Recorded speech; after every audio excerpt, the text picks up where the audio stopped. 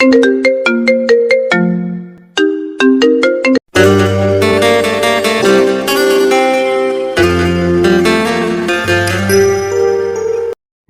নতুন ভালোবাসার গল্প পেতে আমাদের চ্যানেলটি সাবস্ক্রাইব করে পাশে থাকা বেল আইকনে ক্লিক করুন। ধন্যবাদ। আমি ক্লাসে ঢুকতেই সবাই মিলে একসাথে বলতে শুরু করলো, এই দেখ দেখ আমাদের রিক্সাওয়ালা এসেছে। কি মামা, যাবা নাকি? শালা দিন মজুর। খ্যাত কথাকার। এই শ্রমিক, আজকে কত কামাইছিস? কথাগুলো খুব হাসি তামাশা করেই বলতে থাকলো। আমি চলচল চোখ নিয়ে সবার দিকে একবার চোখ বুলিয়ে মাথা নিচু করে শেষ বেঞ্চে বসে পড়লাম। বুকের ভেতরটা খুব যন্ত্রণা অনুভব করছে। ভাবছি, এই ধনীর দুলালিরা কি পড়াশোনা শিখছে? হতে পারি দিনমজুর, তাই বলে কি কোনো মূল্য নেই সমাজে? আমার মতো আরো হাজারো দিনমজুর আছে, তাদেরকেও কি এরা মূল্য দিচ্ছে? লজ্জা পাইনি, কিন্তু কষ্ট হচ্ছে কথাগুলো শুনে।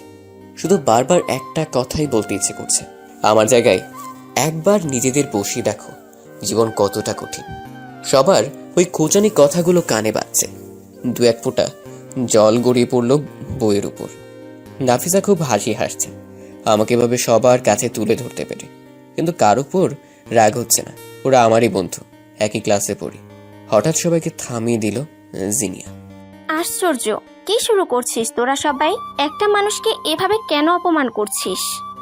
উলে বাবালে, দেখো দেখো মাদার তেরেসার নাতনি কি বলে। তোর খুব কষ্ট হচ্ছে নাকি রে? কেন হবে না বল, সেও তো আমাদেরই একজন। তাহলে এত খারাপ ইমপ্রেশন কেন ওর জন্য? ও রিক্সা চালায়, এজন্য কেউ মানুষ না? ওকে নিয়ে আর কেউ একটা কথাও বলবি না, খবরদার। আর নাফিসা, তুই নিজেকে যতটা জমিদার ভাবিস, আসলে তোর পরিবার কেমন তা আমার থেকে ভালো কেউ জানে না। আর বাকি যারা আছো, তোমরা মানুষকে মূল্যায়ন করতে শিখো। কাউকে অপমান করার আগে একবার ভেবে দেখো সেই অপমান তোমাদের করলে কতটা কষ্ট লাগতে পারে। জিনিয়ার এমন কথা শুনে সবাই চুপ হয়ে গেল এবং আরো দু একজন তাকে সাপোর্ট করলো, কিন্তু মন থেকে অনেকেই মানতে রাজি হলো না। এরই মধ্যে ক্লাস টিচার চলে এলে সবাই যা যা জায়গায় বসে পড়ল। ক্লাস শেষ হলে আমি ক্লাস থেকে বের হতে লাগলাম। তখনই জিনিয়া আমাকে ডাক দিল। রুদ্র, এই রুদ্র। জি, আপনি আমার নাম জানলেন কি করে? প্রেজেন্টের সময় জেনেছি। ও, কিছু বলবেন? সবার পক্ষ থেকে আমি সরি বলছি। ওরা যা করেছে তা মোটেও ঠিক হয়নি। আপনি কেন সরি বলছেন? আর আমি কিছু মনে করিনি। যেটা বলেছে সেটা তো মিথ্যে নয়। মিথ্যা না হলেও সবার একটা আত্মমর্যাদা আছে। কোনো কাজই ছোট করে দেখা উচিত নয়। আর যারা এসবকে ছোট করে দেখে তারা কোনোভাবে সমাজে থাকার যোগ্য না। থাক থাক, বাদ দেন এসব, আমি বাসায় যাই। এটার মানে কি? তুমি আমাকে আপনি করে বলছো কেন? তুমি করে বলবা। না না, এটা হতে পারে না। অবশ্যই হতে পারে, আমরা তো বন্ধু, তাই না? আর আপনি নয়, তুমি করে বলবা। আমি বস্তিতে থাকা একটা ছেলে, সে কখনো ভালো একটা জামা পরতে পারেনি, তার উপর আবার দিনমজুর। এমন ছেলের সাথে কথা বলতে ঘৃণা করে, আর মেয়ে বন্ধু হতে যাচ্ছে। সত্যি কি আমি অবাক হয়ে গেলাম জিনিয়ার এমন আচরণে। ভাবলাম মেয়েটার মাঝে আসল শিক্ষা আছে, কিন্তু বিষয়টা কেমন জানি লাগছে। তাই তখনই রাজি না হয়ে বললাম পরে জানাবো। জিনিয়া থেকে বিদায় নিয়ে চলে এলাম রিক্সা নিতে। সারাটা বিকেল যা ইনকাম হবে তা দিয়ে দুজনে মানুষ খেতে পারবো। আমি কখনো আধপেটা বা না খেয়েও আমার ছোট বোনটাকে খাইয়েছি, তাই জলদি এসে রিক্সা নিয়ে বের হলাম। এখন কলেজ ছুটি হওয়াতে সবাই বের হয়েছে। মুখটা ঢেকে নিয়ে গেটের সামনে দাঁড়ালাম। ঘন্টা খানেক পর আবার এসে ওখানে এলাম, দেখি আমাদেরই এক স্যার, মাহিম স্যার, রিক্সার জন্য অপেক্ষা করছে। আমি একটু এগিয়ে বললাম, স্যার কোথায় যাবেন? এই তো 10 নাম্বার যাব। উঠে পড়ুন স্যার। তুমি এত অল্প বয়সে লেখাপড়া না করে রিক্সা চালাও? তোমার বাবা কি করেন? স্যার আমি এতিম। ও আচ্ছা। আর আমি পড়াশোনাও করি। যাক, ভালো তো। কোথায় পড়ো? আপনারই কলেজে। কি বলো তুমি? জি স্যার, আমি রুদ্র, প্রথম বর্ষের ছাত্র, বিজ্ঞান বিভাগের। গতকাল আপনি ক্লাসে যার পড়া নিয়েছিলেন। ও মাই গড, তোমার মেধা আছে অনেক, কিন্তু তোমার এমন অবস্থা দেখে সত্যিই খুব খারাপ লাগলো। তবে আমি কথা দিচ্ছি তোমার জন্য কিছু একটা করব। স্যার সবকিছু জেনে নিলেন আমার ব্যাপারে, আর নামার সময় একটু বাড়িয়ে টাকা দিলেন। আমি জোর করেও ফেরাতে পারলাম না। হাতে টাকা গুঁজে দিয়ে আর একটা কোল্ড ড্রিঙ্কস দিয়ে বললেন, সাবধানে কাজ করবে। সন্ধ্যা হয়ে গেছে, এখন আমাকে ফিরতে হবে। রিক্সা জমা দিয়ে আর দিনের ভাড়াটা দিয়ে বাকি টাকা নিয়ে চাল ডাল কিনে বোনের জন্য কিছু চকলেট নিয়ে কুড়ে ঘরে ফিরলাম। গিয়ে দেখি বোনটা আমার ঘুমিয়ে আছে। ফাতেমা, বোন আমার, দেখ তোর ভাই এসেছে, তোর জন্য কত চকলেট আনছে, খাবি না? বোন আমার চোখ খুলে চকলেট আর আমাকে দেখে হাসি মুখে আমার কোলে এসে জড়িয়ে ধরে বলল, তুমি আমার ভালো ভাইয়াটা, চকলেট খাবো। আমি একটা চকলেট খুলে ওর মুখে দিলাম। ও খুশি মনে খাচ্ছে আর আমার জামা খুলে রাখতে জামা ধরে টানছে। হয়তো বুঝতে পারে ভাই কষ্ট করে এসেছে, একটু কষ্ট করে এগিয়ে দিলে ভাইয়ের কষ্ট কমবে। এটাই তো ভাই বোনের ভালোবাসা। ওকে বসিয়ে রেখে চুলোয় ভাত রান্না করতে শুরু করলাম। পাশাপাশি বই নিয়ে বসে পড়াগুলো দেখছি। প্রতিদিনের পড়াগুলো না করলে ভালো রেজাল্ট করতে পারবো না। যত কষ্টই হোক না কেন, পড়াশোনা করতেই হবে আমাকে। একদিন আমিও 10 জনের একজন হব। আমার বোনটাকে সুন্দর জামা কিনে দিব। রেস্টুরেন্টে বসে সাহেবদের মতো খাবো। পেট ভরে একটু ভালো খাবার খেতে পারবো। আল্লাহ হয়তো আলোর মুখ দেখাবেন একদিন। ভাত রান্না হয়ে গেছে। বোনটা আমার খাবে বলে কান্না শুরু করেছে। ছোট মানুষ তো, সহ্য করতে পারে না, হয়তো তার ভাইয়ের মতো। জলদি খাবার খাইয়ে ওকে ঘুম পাড়িয়ে দিলাম। তারপর নিজে খেলাম। বোনকে বুকে জুড়িয়ে রাতের ঘুমে অচেতন হয়ে গেলাম। পরের দিন ক্লাসে গেলাম। জিনিয়া দ্বিতীয় বেঞ্চে বসে আছে দেখলাম। চুপ করে পাশ দিয়ে পেছনে যেতে লাগলাম। তখনই জিনিয়া আমার হাত ধরে ওর পাশের সিটে আমাকে বসিয়ে দিল। এই প্রথম কোনো এক মেয়ের হাতের ছোঁয়া লাগলো। কেমন জানি কেঁপে উঠলাম একরকম। তাও যে সে মেয়ে নয়, কোনো এক বাবার আদুরে রাজকন্যা। চুপ করে আছি দেখে জিনিয়া নিজেই বলল, কি হলো, কথা বলো না কেন? এমনি। আজ তোমার সবকিছু আমাকে বলবে, আমি সবকিছু শুনতে চাই। কি বলবে তো? আমাদের কথা বলা দেখে বাকিরা সব খারাপ নজরে তাকাচ্ছে। বিশেষ করে নাফিজা কোনোভাবে আমাকে সহ্য করতে পারছে না। কি জানি ওর কি ক্ষতি করে ফেলছি। আজ মাহিম স্যারের ক্লাস আছে। স্যার ক্লাসে এসে আমাকে দেখে সবার উদ্দেশ্যে বললেন, আজ তোমাদের একজন সংগ্রামী মানুষের গল্প বলবো, শুনবে সবাই? জি জি স্যার, স্যার, শুনবো। শুনবো। জন্মের পর থেকে যে বাবা মায়ের আদর ভালোবাসা খুব অল্প সময় পেয়েছে, তার কষ্টটা বুঝতে পারো কি তোমরা? একটা এতিম বাচ্চার অসহায়ত্ব অনুভব করতে পারো কি? জি স্যার, খুবই মর্মান্তিক। কে স্যার সেই লোক? বলছি, সে তার ছোট্ট পিচ্চি একটা বোনকে নিয়ে থাকতো। সারাদিন হাড় ভাঙা খাটুনি খেটে দুবেলা খাবার জোগাড় করত, খেয়ে বা না খেয়ে কাটাতো। কিন্তু কখনো ভিক্ষা করেনি, কারো কাছে হাত পাতেনি। জীবন যুদ্ধে সে শক্তিশালী একজন যোদ্ধা। ওয়াও স্যার, তাহলে তো তিনি আসলেই অসাধারণ একজন মানুষ। এমন মানুষকে তো স্যালুট জানানো উচিত। সবচেয়ে আশ্চর্যজনক বিষয়টা কি জানো? এত পরিশ্রম এর পরেও সে নিজের পড়ালেখা চালিয়ে গেছে। মেধাবী ছাত্রের অন্যতম একজন। স্যার, উনি কি কোনো ঐতিহাসিক কেউ? এমন মানুষও কি কেউ আছে এখনকার সময়? না, সে ঐতিহাসিক কেউ নয়। সে আমাদের এই ক্লাসেরই ছাত্র, তোমাদের বন্ধু রুদ্র। স্যারের কথাগুলো সবাই যে আগ্রহ নিয়ে শুনছিল, এবার তারা সবাই আমার দিকে অবাক দৃষ্টিতে তাকিয়ে আছে। মনে হচ্ছিল তারা কোনো ইতিহাসের পাতায় ওঠানো কোনো মহাপুরুষের গল্প শোনার অপেক্ষায় ছিল। কিন্তু আমার জীবনের গল্প স্যারের মুখে কতটা শোভা পেল বা বলাটা কতটুকু সার্থক হলো তা হয়তো এই সবার এক্সপ্রেশন দেখেই বোঝা যাচ্ছে। হাতে গোনা 2-1 বাদে সবাই আমাকে নিয়ে যে এতদিন তিরস্কার করত, তা হয়তো এখন আর নেই। তারপর স্যার আরো কিছু কথা বলল। সবকিছু শোনার পর সবার চোখের জল গড়িয়ে মাটিতে পড়তে লাগলো। হয়তো মন ছুঁয়ে গেছে তাদের। তারপর জিনিয়া সহ অনেকেই নিজের স্থান ছেড়ে উঠে দাঁড়ালো এবং আমার এমন পরিশ্রম করার সংগ্রাম করে বেঁচে থাকার সাহসিকতা ও ইমোশনগুলো নিজের মতো করে নিয়ে হাততালি দিতে শুরু করলো। নিজেকে তখন আর একা লাগছিল না। হয়তো সব বন্ধুদের ভিড়ে আমিও তাদের একজন ভাবতে লাগলাম। স্যার বললেন, আজ থেকে তোমরা কেউ ওর পোশাক চলাফেরা নিয়ে কটাক্ষ করবে না, বরং তাকে সব দিক থেকে গড়ে তুলবে তোমাদের মতো করে। স্যারের এই উপস্থাপনটা সবার কাছে ভালো লাগলো। তিনি লাইব্রেরিতে সকল টিচারদের সামনেও আমার কথাগুলো জানালেন। তাই সব টিচাররা আমাকে খুব স্নেহ ও ভালোবাসত এবং সবার থেকে অন্যভাবে দেখত। সেটা সহানুভূতি নয়, কারণ আমি করুণা ও সহানুভূতি নিয়ে বাঁচতে চাই না। কালের ছুটির সঙ্গে সঙ্গে জিনিয়া সহ অনেকে এসে আমাকে ঘিরে ধরল। গতদিনের বাজে ব্যবহারের জন্য সবাই স্বীয় দোষ অকপটে স্বীকার করে ক্ষমা চাইল এবং আমাকে টিকে থাকার জন্য উৎসাহ দিল। একসাথে অনেকগুলো বন্ধু পেলাম। তাদের বন্ধুসুলভ আচরণটাও খুব ভালো লাগলো। সবশেষে জিনিয়া আমাকে নিয়ে বাইরে এলো। রুদ্র, তোমার সবকিছু আজ শুনতে চাইছিলাম তোমার মুখ থেকে। কিন্তু তার আগেই স্যার সবটা জানিয়ে দিল। আমরা হয়তো তোমাকে তোমার প্রাপ্য সম্মানটুকু দেওয়ার যোগ্যও না। তুমি আসলেই খুব মহান কোনো মানুষ, আর তোমার সাথে বন্ধু হয়ে একসাথে চলতে পেরেও নিজেকে ধন্য মনে করেছি। থামুন না, এভাবে কেন বলছেন? এভাবে বললে আমার খারাপ লাগবে। আমি অতটাও নই যতটা বলছেন। আমি সাধারণ কেউ। এটাই তোমার বড় গুণ, বুঝলে? আর হ্যাঁ, যদি একবার আপনি আপনি করো তবে কান টেনে ছিঁড়ে ফেলবো। তুমি করে বলো। আচ্ছা ঠিক আছে, বলবো। এবার খুশি তো? চলো ক্যান্টিনে যাই। ওখানে গিয়ে কি করব? ক্ষুধা লাগছে, চলো কিছু খাবো। না, তুমি যাও, আমার ক্ষুধা লাগেনি। তুমি গিয়ে খেয়ে নাও। আর আমি একা খাবো না বলেই তো তোমাকে সাথে নিয়ে যাব। দেখো, আমার ওখান থেকে খাবার মতো টাকা নেই, তাই ওখানে যাবার ইচ্ছেও কখনো আসেনি। কিছু মনে করো না, তুমি যাও। আজীব, আমি কি বলেছি তোমার থেকে খাবো? না। তাহলে আমি তো নিয়ে যাচ্ছি তোমার সাথে বসে খাবো বলে। এখন চলো। না না, আমি খাবো না।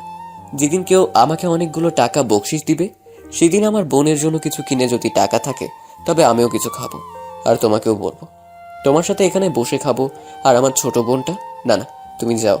আর আমাকে কখনো খাবার জন্য কিছু বলো না প্লিজ। জিনিয়ার চোখ দুটো চকচক করে উঠলো জলে।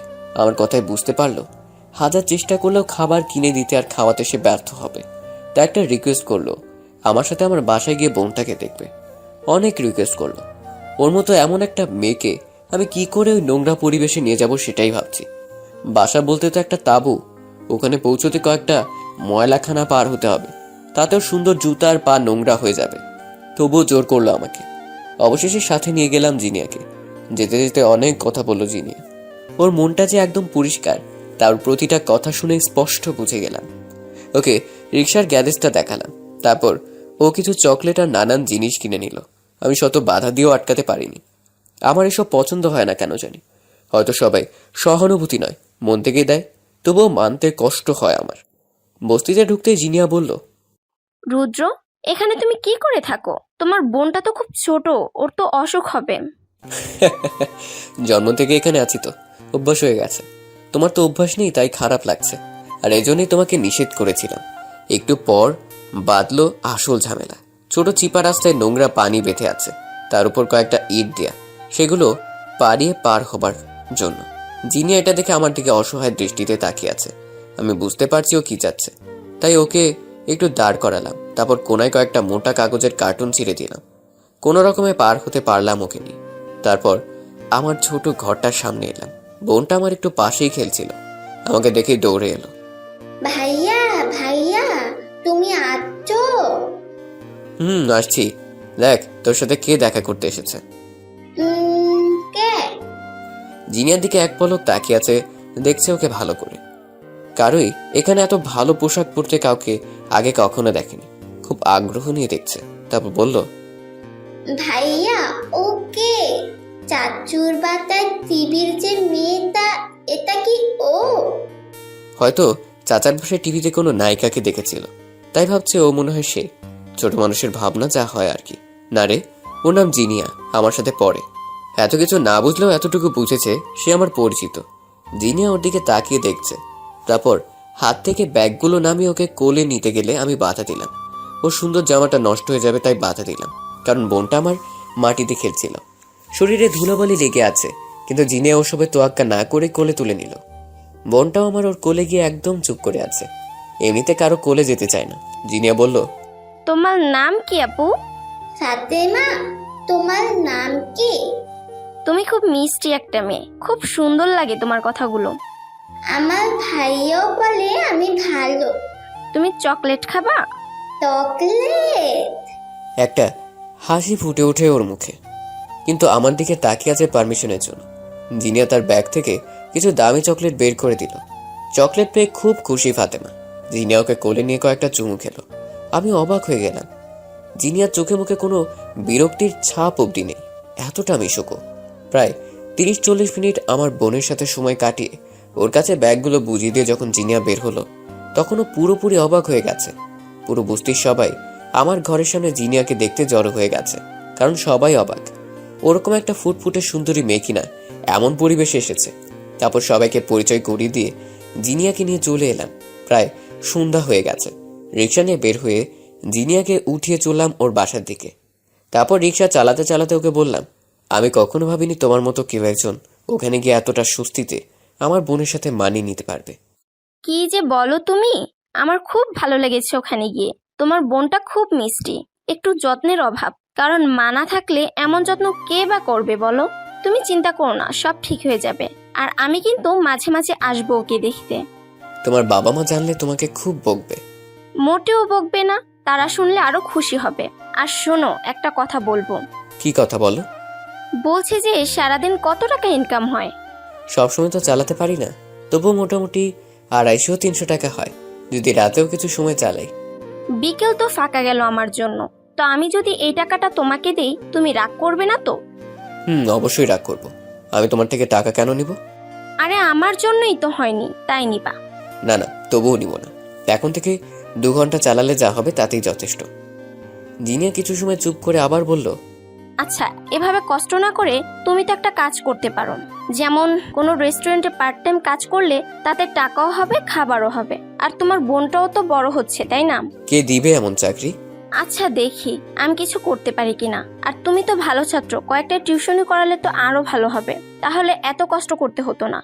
চিনি না জানে না আমাকে কেউ হুট করে কিভাবে টিউশনি দিবে, তার জন্য তো রেফারেন্স টেনে কথা তুলতে, বুঝলে? আচ্ছা, তোমাকে এত কিছু ভাবতে হবে না, যা করার আমি করব। তোমার ফোনও তো নেই যে যোগাযোগ করব। দেখি কি করা যায়। এত কিছু করতে হবে না, আমি এমনিতেই অনেক খুশি তোমার উপরে। জিনিয়ার বাসার সামনে এসে মাথা ঘুরে গেছে আমার। এত বড় অট্টালিকা, বাপরে, জমকালোভাবে সাজানো বাড়িটা। এত বড় বাড়ির মেয়ে আজ বস্তির নোংরা পরিবেশে ছিল। রিক্সা থেকে নেমে জিনিয়া একটা 500 টাকার নোট গুঁজে দিল আমার পকেটে। টাকাটা বের করে বললাম, আমার কাছে খুচরো নেই, তুমি খুচরো টাকা দাও। খুচরো করতে হবে না, ওটা তুমি রেখে দাও। না না, এটা আমি নিতে পারবো না। নিতে হবে। বেশি কথা বললে সোজা বাসায় টেনে নিয়ে গিয়ে বাপিকে বলে দিব, কিন্তু তখন বুঝবা মজা। ভয়ে আমার গলা শুকিয়ে গেছে। চুপচাপ ওর কথা মেনে নিলাম। ও মুচকি হেসে চলে গেল, আমিও চলে এলাম। 3 দিন পর কলেজে এসে ক্লাসে ঢুকতেই দেখি কেউ নেই, সব ফাঁকা। বুঝলাম না কেউ আসেনি কেন। একজন এসে বলল সবাই কমন রুমে আছে। আমিও গেলাম ওখানে। ভেতরে ঢুকতেই সবাই একসাথে চিৎকার দিয়ে বলল, Many happy returns of the day. আজ আমার জন্মদিন, অথচ আমারই মনে নেই। অস্বাভাবিক কিছু নয়, কারণ গরিবের সব দিনই সমান। তবে আশ্চর্যের ব্যাপার হলো ওরা কি করে জানলো। তখন জিনিয়া এগিয়ে এসে বলল, স্যারের কাছে জানতে পারলাম আজ তোমার জন্মদিন, তাই সবাই মিলে তোমাকে এই সারপ্রাইজটা দিলাম। খুশি হয়েছেও? তুমি আমাদের সবার বন্ধু, এতটুকু তো করতেই পারি। কিন্তু এটা ভেবো না যে সারপ্রাইজটা শুধু এতটুকুই, তোমার জন্মদিনেরও গিফট আছে। মানে? আমরা সবাই মিলে তোমার জন্য কিছু গিফট কিনেছি। কি গিফট? জিনিয়া সহ সবাই এসে বড় একটা বক্স ধরিয়ে দিল, মোটামুটি ভারী। ভেতরে কি আছে বুঝতে পারছি না। এরপর কেক কাটার পালা। জিনিয়া আমার হাত ধরে কেক কাটতে শুরু করলো। দ্বিতীয়বার জিনিয়ার হাতের ছোঁয়া পেলাম। একটা অজানা ভালো লাগা অনুভূতি বিদ্যুতের গতিতে সমস্ত শরীরে বয়ে গেল। হাতটা সত্যি খুব নরম ছিল। সবাই মিলে আমার জন্মদিনটা এভাবে আয়োজন করে এত মজা করবে, এটা আমার কাছে স্বপ্ন ছাড়া কিছু নয়। তবু তা বাস্তবে রূপ নিল। তারপর কলেজ শেষে জিনি আমার সামনে এসে বলল, এই যে মিস্টার, বলো। সবার গিফট নিলে আমার গিফট নিবে না? সবাই মিলে তো দিল, আর কি? সেটা সবার পক্ষ থেকে, কিন্তু আমি পার্সোনাল ভাবে দিব। তো তুমি আবার কি দিবা? তোমার জন্য খুব সামান্য একটা গিফট, এটা নাও। এটা তো মোবাইল, এটা নিয়ে আমি কি করব? আমার সাথে যোগাযোগ করার জন্য বুদ্ধুরাম। কিন্তু কোনো কিন্তু না, একদম বেশি বুঝবা না। যা বলছি চুপচাপ মেনে নাও। বাধ্য হয়ে মেনে নিয়ে রাতে বাসায় এসে ফাতেমাকে সামনে বসিয়ে গিফট বক্সটা খুললাম। ফাতেমা ভীষণ আগ্রহ নিয়ে অপেক্ষা করছে। বক্সটা খোলার পর আমি সত্যিই খুব অবাক হয়ে গেলাম। কয়েকটা শার্ট, প্যান্ট, গেঞ্জি আমার জন্য এবং ফাতেমার জন্য। কিছু খাবারের প্যাকেটও আছে। আমার বুঝতে অসুবিধা হলো না এসব জিনিয়ার কাজ, কারণ সবগুলো পারফেক্ট সাইজের। নতুন জামা পেয়ে ফাতেমা খুব খুশি হলো। খুব ভালো জামা, আমাকে পরিয়ে দাও না ভাইয়া। ফাতেমাকে একটা জামা পরিয়ে দিলাম। ও খুশিতে নাচছে। কখনো এমন জামা তো পরেনি, তাই খুশির সীমাটা একটু বেশি। সব গিফটগুলো গুছিয়ে রাখছি। এমন সময় ফোনটা বেজে উঠল। হ্যালো। কি করা হচ্ছে শুনি? গিফটগুলো দেখছিলাম আর ফাতেমাকে জামা পরিয়ে দিলাম। পছন্দ হয়েছে সব? ফাতেমা খুব খুশি হয়েছে, কিন্তু কিন্তু কি? আমার জন্য এত কিছু কেন করলে? কেন এর উত্তর হয়তো জিনিয়ার নিজেরও জানা নেই। কেন করছে এসব? হয়তো বন্ধুত্ব, নয়তো তার চেয়েও বেশি কিছু, অথবা সহানুভূতি, নতুবা অন্য কিছু। কোনটাই সঠিক করে বলতে পারে না। এভাবেই কাটতে থাকে কিছুদিন। জিনিয়ার সাথে আমার ঘনিষ্ঠতা দিন দিন বাড়তেই থাকে। তবে আমি তাকে খুব ভালো একটা বন্ধু ভাবতে শুরু করলাম, কারণ কোনো কিছু বিনিময়ের বা বাবার আশা নিয়ে সে আমার জন্য এত কিছু করছে না। ওর মন মানসিকতা সম্পর্কে যতই জানছি ততই অবাক হচ্ছি। আসলে দুনিয়ায় এখনো ভালো মানুষ আছে বলেই হয়তো পৃথিবীটা এখনো সুন্দর। কয়েকদিন পর মাহিম স্যার আমাকে ডেকে পাঠালেন। শোনো রুদ্র, জি স্যার। টিউশনি করাতে পারবে না? সেটা তো পারবো, কিন্তু স্যার আমার কাছে কে চাইবে টিউশনি করাতে? আমার এক পরিচিত অভিভাবক আছেন, ওনার ছোট দুটো বাচ্চা আছে। ছোটটা 4র্থ শ্রেণীর আর বড়টা হয়তো একটু বড় হবে। ওদের জন্য ভালো একটা টিচার খুঁজছে, কাল আমাকে জানিয়েছিল। বেশ ভালো পারিশ্রমিকও দেবে। তখন তোমার কথা মনে পড়লো। এখানে টিউশনি করালে তোমাদের হয়তো আর রিক্সা চালানো লাগবে না, এমনকি খুব ভালো করেই চলতে পারবে। তারপর আরো 2-1টা টিউশনি তখন নিজেই জোগাড় করতে পারবে। আমি ঠিকানা লিখে দিচ্ছি, তুমি আজই বিকেলে ওখানে যাবে, আর আমি ওনাকে কল দিয়ে জানিয়ে দিব, কেমন? ধন্যবাদ স্যার, আপনার প্রতি চিরকৃতজ্ঞ থাকবো। তোমার জন্য কিছু করতে পেরে আমার নিজেরও ভালো লাগছে। আচ্ছা স্যার, তাহলে আমি আসি। আচ্ছা এসো, আর আমাকে জানিও। আচ্ছা স্যার। কলেজ থেকে বের হয়ে আল্লাহর কাছে শুকরিয়া আদায় করতে করতে এগিয়ে চলেছি। ফাতেমাকে দুপুরে খাইয়ে ঘুম পাড়িয়ে তারপর বের হলাম সেই ঠিকানার উদ্দেশ্যে। বাসার সামনে গিয়ে দাঁড়িয়ে আছি, কাউকে দেখতে পাচ্ছি না। দাঁড়ানো মনে হয় নেই। অগত্যা অপেক্ষা করা ছাড়া কোনো উপায় নেই। হঠাৎ একটা রিক্সা এসে দাঁড়ালো ওই বাসার সামনে। আমি পেছনে ঘুরে তাকাতে অবাক হয়ে গেলাম। জিনিয়া এখানে কি করছে? জিনিয়া রিক্সা থেকে নেমে আমাকে দেখে ও নিজেও অবাক হয়ে গেছে। রুদ্র, তুমি এখানে কি করছো? এই বাসায় নাকি একজন টিউটর লাগবে, মাহিম স্যার বলে পাঠালো, তাই আসছি। কিন্তু তুমি এখানে কি করছো? জিনি আমার কথা শুনে মুচকি হাসছে চুপ করে, তবে বলল, চলো ভেতরে যাই, তারপর বলবো। ততক্ষণে দারোয়ান এসে গেট খুলে দিয়ে জিনি আপামনি বলে সালাম দিল। বুঝলাম পরিচিত, কিন্তু এই বাড়ির সাথে তার সম্পর্ক কি সেটা মিলাতে পারছি না। ভেতরে গিয়ে দেখি একজন মধ্যবয়সী লোক। সাথে সাথে জিনিয়া ওনাকে ইশারা করলো, কিন্তু আমি তার ইশারা বুঝেও বুঝতে পারলাম না। আমাকে সোফায় বসতে দিল। জিনিয়া সেই লোককে রুমে নিয়ে গেল। কিছু সময় পর লোকটা এসে বলল, তুমি তাহলে রুদ্র? জি। মাহিম স্যারকে বলেছিলাম একটা ভালো ছেলে দরকার। আসলে আমার দুটো মেয়ে, বড় মেয়ে 8ম শ্রেণীতে আর ছোট মেয়ে 4র্থ শ্রেণীতে পড়ে। তো তুমি পারবে তো ওদেরকে পড়াতে? জি, আমার কোনো সমস্যা হবে না। সপ্তাহে কতদিন পড়াতে হবে? তুমি যদি 3-4 দিন পারো বা 6 দিন পারো, সেভাবেই তোমার পারিশ্রমিক পাবে। এসব নিয়ে ভাবতে হবে না। মাহিম স্যার আমাকে তোমার বিষয়ে সব বলেছে। আচ্ছা, আমি 6 দিন পড়াবো। কখন পড়াতে হবে? বিকালে এসে তুমি পড়াবে। আচ্ছা, তাহলে আজ তোমার স্টুডেন্টের সাথে পরিচিত হয়ে যাও, কাল থেকে পড়ানো শুরু করবে। আচ্ছা ঠিক আছে। উনি ভেতরে চলে গেলেন। আমি বসে আছি আর ভাবছি, জিনিয়া কেন এখানে? আর ওই লোক, তার কি হয়? তারপর জিনিয়া সহ আমার স্টুডেন্টরা এলো। জিনিয়া ওদের সাথে আমাকে পরিচয় করে দিল। কিছু কথাবার্তা বলে আমি বিদায় নিয়ে চলে এলাম। কাল থেকে নতুন একটা অধ্যায় শুরু হবে আমার। রাতে জিনিয়া কল দিল। মাস্টার সাহেব, কি করছেন? ভাবনায় ডুবেছিলাম। কিসের এত ভাবনা এখন? কাল থেকে পড়াবে, আর তোমাকে কষ্ট করতে হবে না। কিন্তু তুমি ওখানে কি করছিলে? ওদের সাথে তোমার সম্পর্ক কি? ও আচ্ছা, তোমাকে তো বলা হয়নি। যাদেরকে তুমি পড়াবে ওরা আমার কাজিন, খালাতো বোন হয় আমার। খালুকে আমি বলে দিচ্ছি তোমার কথা, বুঝলে হাদারাম? ও তাই বলো। আর হ্যাঁ, দুজনকে পড়ানোর জন্য তোমাকে 8,000 টাকা দিবে। ঈদের সময় বোনাসও পাবে। টেনশন করো না, আমার খালু খুব ভালো মানুষ, আর বন্ধুটাও মিশুক আছে। ওরে বাবা, এত টাকা কেন? এত টাকা দিয়ে আমি কি করব? ভালো করে পড়ালে আরো বেশি টাকা পাবে। আর হ্যাঁ, পরশু শুক্রবার বিকেলে ঘুরতে যাব। ফাতেমাকেও নিয়ে আসবে। কোথায় যাবে? যেখানে মন চায় সেখানে। এত প্রশ্ন কেন করো তুমি? নাক ফাটিয়ে দিব কিন্তু। আচ্ছা, আর প্রশ্ন করব না। এখন কি খাবে? আলু ভর্তা আর ডাল রান্না করেছি। আচ্ছা, খেয়ে ঘুমিয়ে যাও, কাল সকালে ক্লাসে দেখা হবে। আচ্ছা, তুমি ওকে ঘুমিয়ে যাও। একটা কথা বলবো রুদ্র? বলো। আমি না থাক, পরে কখনো বলবো। কি কথা বলো? এখন না, উপযুক্ত সময় এলে তখন বলবো। আচ্ছা, আমি অপেক্ষায় থাকলাম। শুক্রবার বিকালে জিনিয়া ওর গাড়ি নিয়ে সোজা আমার বস্তির সামনে এলো। তারপর কল দিয়ে ফাতেমাকে নিয়ে আসতে বলল। ফাতেমা খুব খুশি হয়ে নতুন জামা পরে আমার হাত ধরে আসছে। আমি জিনিয়ার সামনে নতুন জামা পরে একটু লজ্জাবোধ করছি। পুরনো জামা পরার মাঝে কেন জানি একটা অন্যরকম ভালো লাগা কাজ করে, কিন্তু আমার পুরনো জামা তো লোক সমাজে চলে না। জিনিয়া আমার দিকে অপলক দৃষ্টিতে তাকিয়ে আছে। খুব সুন্দর লাগছে তোমাকে।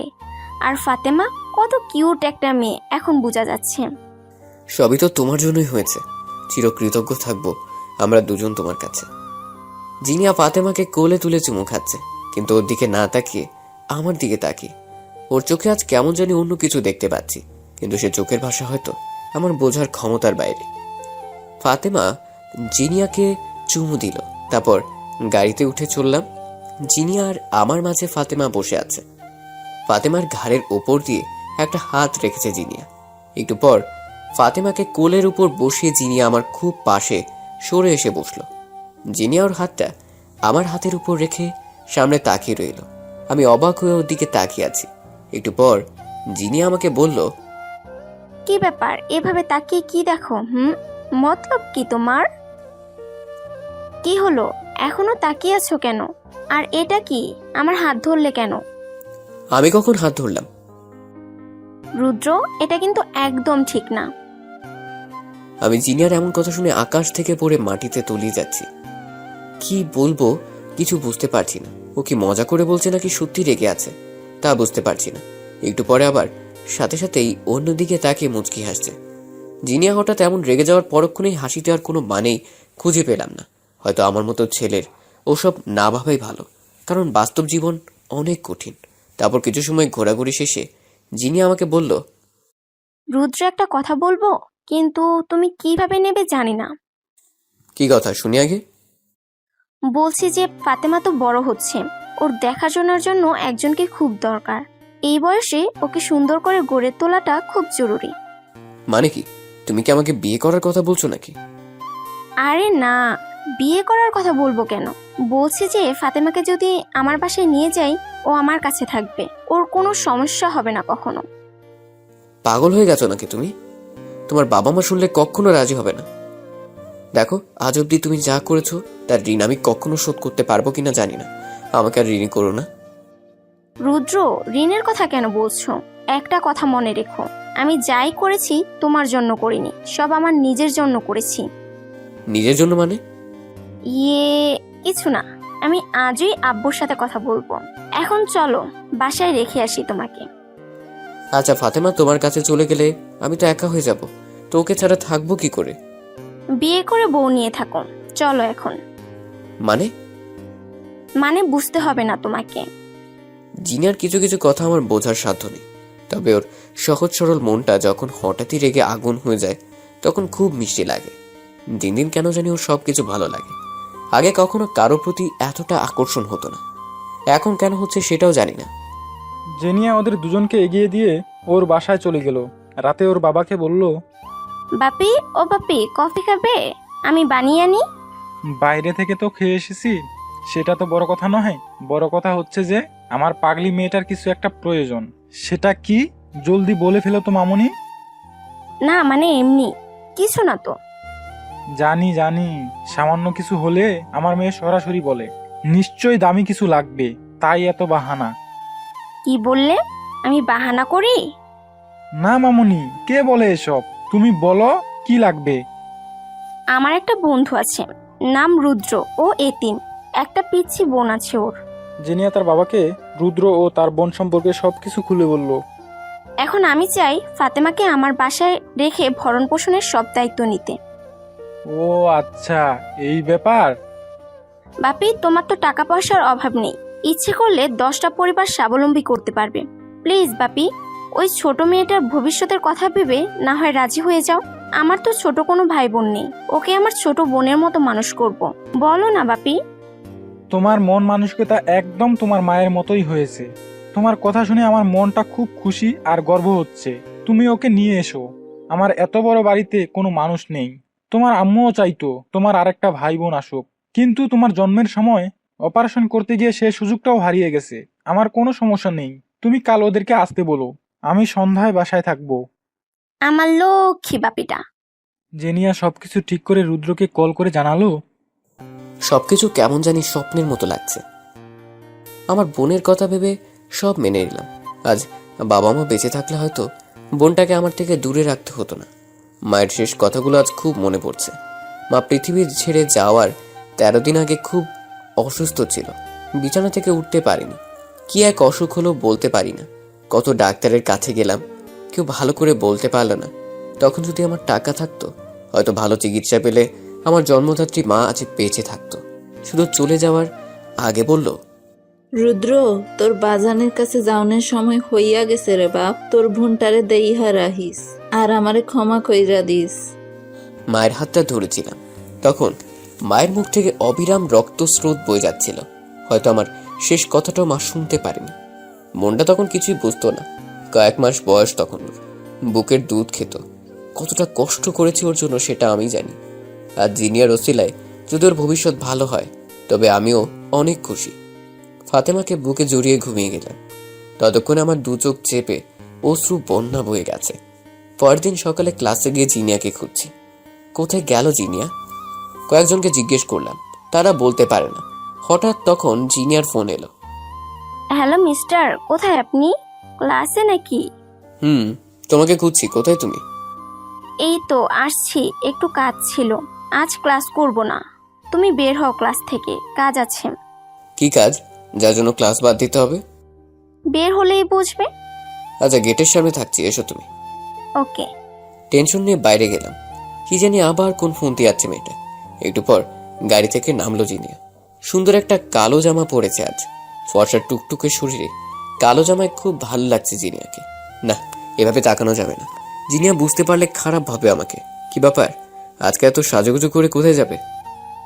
দেখো, আমি একটু সাজুগুজু করি না, যা দেখছো সবটাই ন্যাচারাল। সেটা তো আমিও জানি। যাই হোক, এখন বলো কি কাজ?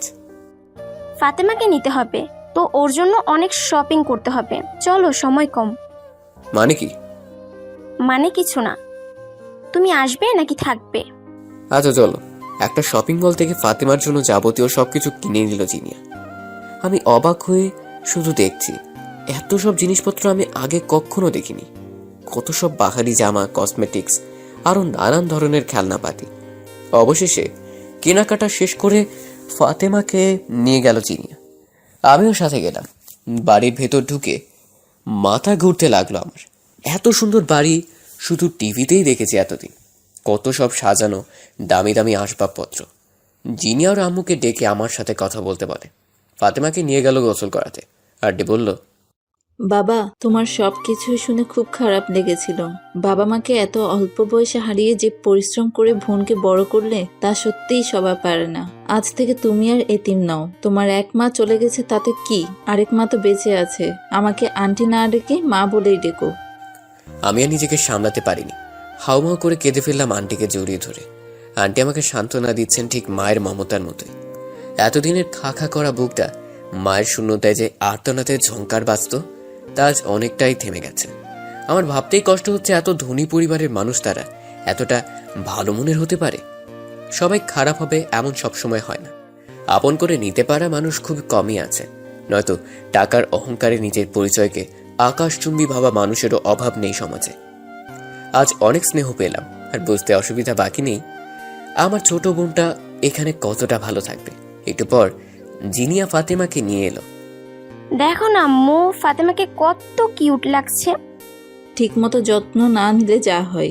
এখন থেকে 1 মাস পর ফাতেমাকে চিনাই যাবে না। আজ আমার ছোট বোনের অভাব পূরণ হলো। ফাতেমা আমার কোলে এসে বলল, ভাইয়া জানো, আপু না আমাকে অনেক ক্রিম মাখিয়ে দিছে। দেখো কত ভালো গন্ধ। এখন থেকে তুই এই আপুর কাছেই থাকবি। ওমা সত্যি ভাইয়া? তাহলে তো ভালো হবে। আপুকে আমার খুব ভালো লাগে। ভাইকে ছাড়া থাকতে কষ্ট হবে না তোর? কেন, তুমি থাকবে না আমার সাথে? না, কিন্তু মাঝে মাঝে এসে দেখে যাব। আপুর কাছে থাকবি, যা বলবে শুনবি, কাউকে বিরক্ত করবি না। তুমি প্রতি প্রতিদিন রাতে এসে দেখে যাবা। আমি ঘুমালে তুমি চলে যাবা। আচ্ছা, আসবো। ফাতেমাকে রেখে আমি গেলাম টিউশনি করাতে। আজ প্রথম দিন। শুরুটা ভালোই হয়েছে, দুজনই ভালো ছাত্রী। অল্পতেই বুঝতে পারে মনে হচ্ছে। টিউশনি শেষ করে জিনিয়ার বাবার সাথে কথা বলবো বলে ওদের বাসায় যাচ্ছি। ভেতরে ওর বাবা বসে আছে, ফাতেমার সাথে কথা বলছে। দেখলাম সবাই খুব খুশি ওকে নিয়ে। আমারও ভালো লাগলো। তারপর আঙ্কেলের সাথে কথা বলে বিদায় নিতে যাব, তখন আন্টি বললেন, রাতে না খেয়ে কোথায় যাবা বাবা? বাসায় গিয়ে খেয়ে নিব। থাক, আর কষ্ট করে রান্না করতে হবে না, আজ আমাদের সাথেই খাবেন। এরপর জিনিয়ার ইশারায় ওর রুমের দিকে গেলাম। খুব চমৎকারভাবে সাজানো ওর রুমটা। চোখগুলো বড় বড় করে চারপাশটা দেখছিলাম। জিনি আমাকে বসতে বলল। আমি মেঝেতে বসে পড়লাম দেখে প্রচন্ড রেগে আগুন হয়ে গেছে। এই, তোমাকে নিচে বসতে বলেছি আমি। তাহলে কোথায় বসবো? কেন এত সুন্দর করে বিছানা পাতা, সেটা চোখে পড়লো না? না না, ওটা তো তোমার শোবার জায়গা, আর কত পরিষ্কার। ওখানে বসলে তো ওটা নোংরা হয়ে যাবে, তাই বসিনি। আর এখানেই ঠিক আছে, তো আমার কোনো সমস্যা নেই। এতদিনে এই চিনলে আমাকে? মানে? ওখান থেকে উঠে এখানে এসে বসো। কিন্তু আর একটা কথা বললে খুব খারাপ হয়ে যাবে, বলে দিলাম। আচ্ছা, বসতেছি। জিনিয়ার রাগী মুখটাকে আমি খুব ভয় পাই। না চাইতেই আমার জন্য অনেক করেছে। ঘনিষ্ঠ হওয়া সত্ত্বেও জিনিয়ার চোখে তাকাতে এখনো সাহস হয়নি আমার। অজানা ভয় আর কিছু লজ্জা কাজ করে আমার চরম ভাবে। রুদ্র, আমার কিছু কথা আছে তোমার সাথে। সে তো জানি, কবে থেকেই তো শুনছি। আজ বলতে চাই। তো বলো। আমি জানি না তুমি কিভাবে নেবে এই ব্যাপারটা, তবে আমি অনেক ভেবে দেখলাম। আচ্ছা, ব্যাপারটা কি সেটাই তো বুঝতে পারছি না, খোলাখুলি বলো না। রুদ্র, আমার মনে হয় আমি তোমাকে ভালোবাসি। আমার প্রতিটা মুহূর্ত কাটে তোমাকে ভেবে। সবকিছুতে আমি তোমাকে খুঁজে পাই। তোমার একাকিত্বটাকে আমার করে নিতে চাই। তোমার হাসি আর কান্নাতে মিশে গিয়ে আমিও তোমার সাথে হাসতে চাই, কাঁদতে চাই। তোমাকে আমার করে নিতে চাই। আই লাভ ইউ রুদ্র। হ্যাঁ জিনিয়া, তুমি কি বলছো এসব পাগলের মতো? হ্যাঁ, আমি পাগল, আর পাগল হয়েছে তোমার জন্য। আমি তোমাকে ভালোবাসি রুদ্র। কোথায় তুমি আর কোথায় আমি, একবার ভেবে দেখেছো? কিভাবে তুমি ভাবো এসব? তুমিও মানুষ, আমিও মানুষ, এদের সমস্যাটা কোথায়? এটা শুধু ভালো লাগা, তাছাড়া কিছু না। আর যদি ভালো লাগা থেকে ভালোবাসা হয়েও থাকে, তবে কঠিন বাস্তবতার কাছে তার হাত করা পরিয়ে দিবে তোমারই পরিবার। তবে হ্যাঁ, এটা সত্যি, আর সবসময় আমি তোমার এবং তোমাদের পরিবারের নিকট কৃতজ্ঞতা প্রকাশ করি। তোমরা যা করেছো আমার জন্য তার তুলনা হয় না। আমার বোনটার ভবিষ্যতের জন্য তাকে ভরণ পোষণের দায়িত্ব নিয়েছো, তাকে নোংরা বস্তি থেকে তুলে এনে। আমার জন্য এর বেশি কিছু আর কিচ্ছু চাওয়ার নেই। তুমি এসব মাথা থেকে ঝেড়ে ফেলো। সেদিন বলেছিলাম আমি যা করছি সেটা তোমার জন্য নয়, বরং আমাদের জন্য। তোমার মাঝে একটা আগুন আছে, আমি সেই আগুনকে তোমার দারিদ্রতার বিরুদ্ধে জ্বালিয়ে তোমাকে তোমার গন্তব্যে পৌঁছাতে চাই রুদ্র। আমি জানি ভবিষ্যতে তুমি অনেক বড় হবে, আর সেদিন আমাদের কেউ আলাদা করতে পারবে না। আমি সবার কাছে মাথা উঁচু করে গর্ব করে বলতে পারবো, আমার রুদ্র একজন প্রতিষ্ঠিত। জিনিয়া, এত স্বপ্ন দেখার সাহস আমার নেই। অতি সাধারণের চেয়েও কম আমি। 3 বেলা খেতে পারলেই রাতে শান্তিতে ঘুমোতে পারি, আর তুমি আমাকে এসব অবাস্তব ধারণা দিয়ে নিত্যদিনের অভ্যাসটাকে বদলিও না। তবে এতটুকু বলতে পারি, যদি কপালে থাকে তবে একদিন হবে। চিনি আমার কথার গভীরতা বুঝতে পেরে চুপ করে রইল, আর কিচ্ছু বলো না। আমি খেয়ে আমার কুড়ে ঘরে ফিরে ভাবছি, আমি কে, কি আছে আমার? কিসের টানে রাজপ্রাসাদের রাজকন্যা একজন দিনমজুরের ঘরে আসতে চায়? এটা কি কোনো নাটকের সূচনা, নাকি সত্যিই ভালোবাসা? জানি না কেন আমার সাথে এসব হচ্ছে। ভালোই তো ছিলাম এতদিন, কোনো পিছু টান ছিল না। আজ কেন এত ভাবাচ্ছে এসব বিষয় আমাকে? এসব ভাবতে চাই না আমি। আমার বোনটাকে মানুষের মতো মানুষ করতে হবে। বেশ কিছু দিন কেটে যায় এভাবে। বোন ফাতেমা এখন বেশ আনন্দ ও রাজকীয়ভাবে বড় হচ্ছে। ওকে দেখলে এখন বোঝাই যায় না কোথা থেকে উঠে এসেছে সে। একজন সন্তানের জন্য তার পরিবার কতটা গুরুত্বপূর্ণ ভূমিকা পালন করে তা এখান থেকেই বোঝা যায়। আর সে এত বড় পরিবারের একজন হয়ে বড় না হলেও একজন মায়ের কাছে তার সন্তানের সব থেকে বড় পাওয়াটা থেকে যায়। আমি কি পেয়েছি না পেয়েছি সেটা বড় নয়, আমার বোনটা যেন সবকিছু পেয়ে বড় হয় এটাই আমার জন্য অনেক। তাই ওই পরিবারের জন্য আমি আমার জীবন দিতেও প্রস্তুত। এদিকে টিউশনি করিয়ে আমার দিব্যি কেটে যাচ্ছে। এখন রিক্সা চালিয়ে পেট ভরতে হয় না। তবে ইদানিং জিনিয়ার সাথে বেশি দেখা হচ্ছে অকল্পনীয়ভাবে। যেখানে আমি সেখানেই জিনিয়া উপস্থিত হয়। এতটা ফলো করতে শুরু করেছে মনে হয় একজন গোয়েন্দাও তার আসামিদের এতটা নজরদারি করে না। যথেষ্ট কেয়ার করে, কিন্তু আমি সবসময় তার পরিবারের কথা ভেবে দূরে থাকার চেষ্টা করি। কখন আঙ্কেল আন্টি জানতে পারলে আমার উপর থেকে তাদের বিশ্বাসটাই উঠে যাবে। সবকিছুর ভোগান্তি না আমার বোনের উপর পড়ে, সেই ভয়টাই বেশি পাই আমি। তবে আঙ্কেল আন্টি জানে জিনিয়া আমার সঙ্গেই বেশি মিশে, তবুও কেন জানি ওকে বকাঝকা করে না। একদিন আমার জীবনে ঘটে অকল্পনীয় ঘটনা। বোনকে দেখতে গেলাম জিনিয়ার বাসায়। আন্টি কিচেনে ছিল, আমাকে বলল জিনিয়ার ঘরে গিয়ে বসতে। আসলে ফাতেমা জিনিয়ার সাথেই থাকে, তাই ওই রুমে গিয়ে বসি, কিন্তু ফাতেমা তখন ছাদে ছিল। এদিকে আমি রুমে আছি সেটা ওয়াশরুমে থাকা জিনিয়া জানতো না, আর আমিও তাকে না জানিয়ে আসি। স্বাভাবিকভাবে কোনো মেয়ে নিজের রুমে একাকী থাকলে খুব একটা কাপড় ঠিক রেখে চলে না। সেই স্বাভাবিকতার জের ধরে জিনিয়া তোয়ালে পেঁচিয়ে গোসল করে বের হলো। ওর ভেজা চুল থেকে তখনও জলকণা টপ টপ করে পড়ছিল। সেই জলকণাতেই হয়তো আমার সর্বনাশ দেখতে পেয়েছিলাম। ওর এমন আগমনের জন্য কোনোভাবেই প্রস্তুত ছিলাম না। ভিতরের পশুটাও খুব জোরে চিৎকার দিয়ে বেরিয়ে আসতে চাইল। ওকে দেখে আমি নিজেকে সংযত করার লক্ষ্যে অন্যদিকে তাকিয়ে রইলাম, কিন্তু কাছে পাবার স্বপ্ন বুনে যে এতদিন আকুলতার সমুদ্রে হাবুডুবু খাচ্ছে, সেই জিনিয়া কি আমাকে এত সহজে এত কাছে পেয়েও ছেড়ে দিবে? সেটা হয়তো স্বপ্নেও সম্ভব না। দরজা আটকে দিয়ে আমার সামনে এসে দাঁড়ালো জিনিয়া। আজকে জিনিয়াকে যতটা সুন্দরী ও আকর্ষণীয় লাগছে তার থেকে চোখ ফিরিয়ে রাখা তাই, কিন্তু তারপর ওর হাতের ছোঁয়াতে ওর দিকে তাকাতে বাধ্য হলাম। সরি, আমি ফাতেমাকে দেখতে এসেছিলাম। তুমি ভেতরে এভাবে আসবে ভাবিনি। আমি বাইরে যাচ্ছি, তুমি বদলে তারপর এসো। যেতে দেবার জন্য কি দরজা লাগিয়ে এলাম নাকি? জিনিয়া প্লিজ এমন কিছু করো না যার জন্য তোমার বাবা মা আমাকে খারাপ ভাবে। কেউ যদি জানে তবে না তোমাকে খারাপ জানবে, হা হা হা। আজ রুদ্র সাহেবকে এমন একটা সারপ্রাইজ দিব, সেটা পেয়ে তার অবস্থা কি হয় আমি তা দেখতে চাই। অনেক সারপ্রাইজ পেয়েছি, আর কিছু চাই না, আমি চলে যাব। জিনিয়া আমাকে কথা বলতে না দিয়ে আমার ঠোঁটে আঙ্গুল রাখলো। আজকে আমার মন তোমাকে অনেক কাছে পেতে চায়। জিনিয়া আমার এত কাছে আসাতে আমি যেন গভীর অগ্নি সমুদ্রে পড়ে তীর খোঁজার চেষ্টা করছি। জীবনে এমন সিচুয়েশনে কখনো পড়িনি। পরক্ষণে চোখ বন্ধ করে জিনিয়াকে বললাম, তোমার কাছে হাত জোর করছি, আমাকে আর কষ্ট দিও না। নিজেকে সামলাতে খুব কষ্ট হচ্ছে, প্লিজ। কষ্ট কমাতেই তো নিজেকে সঁপে দিলাম।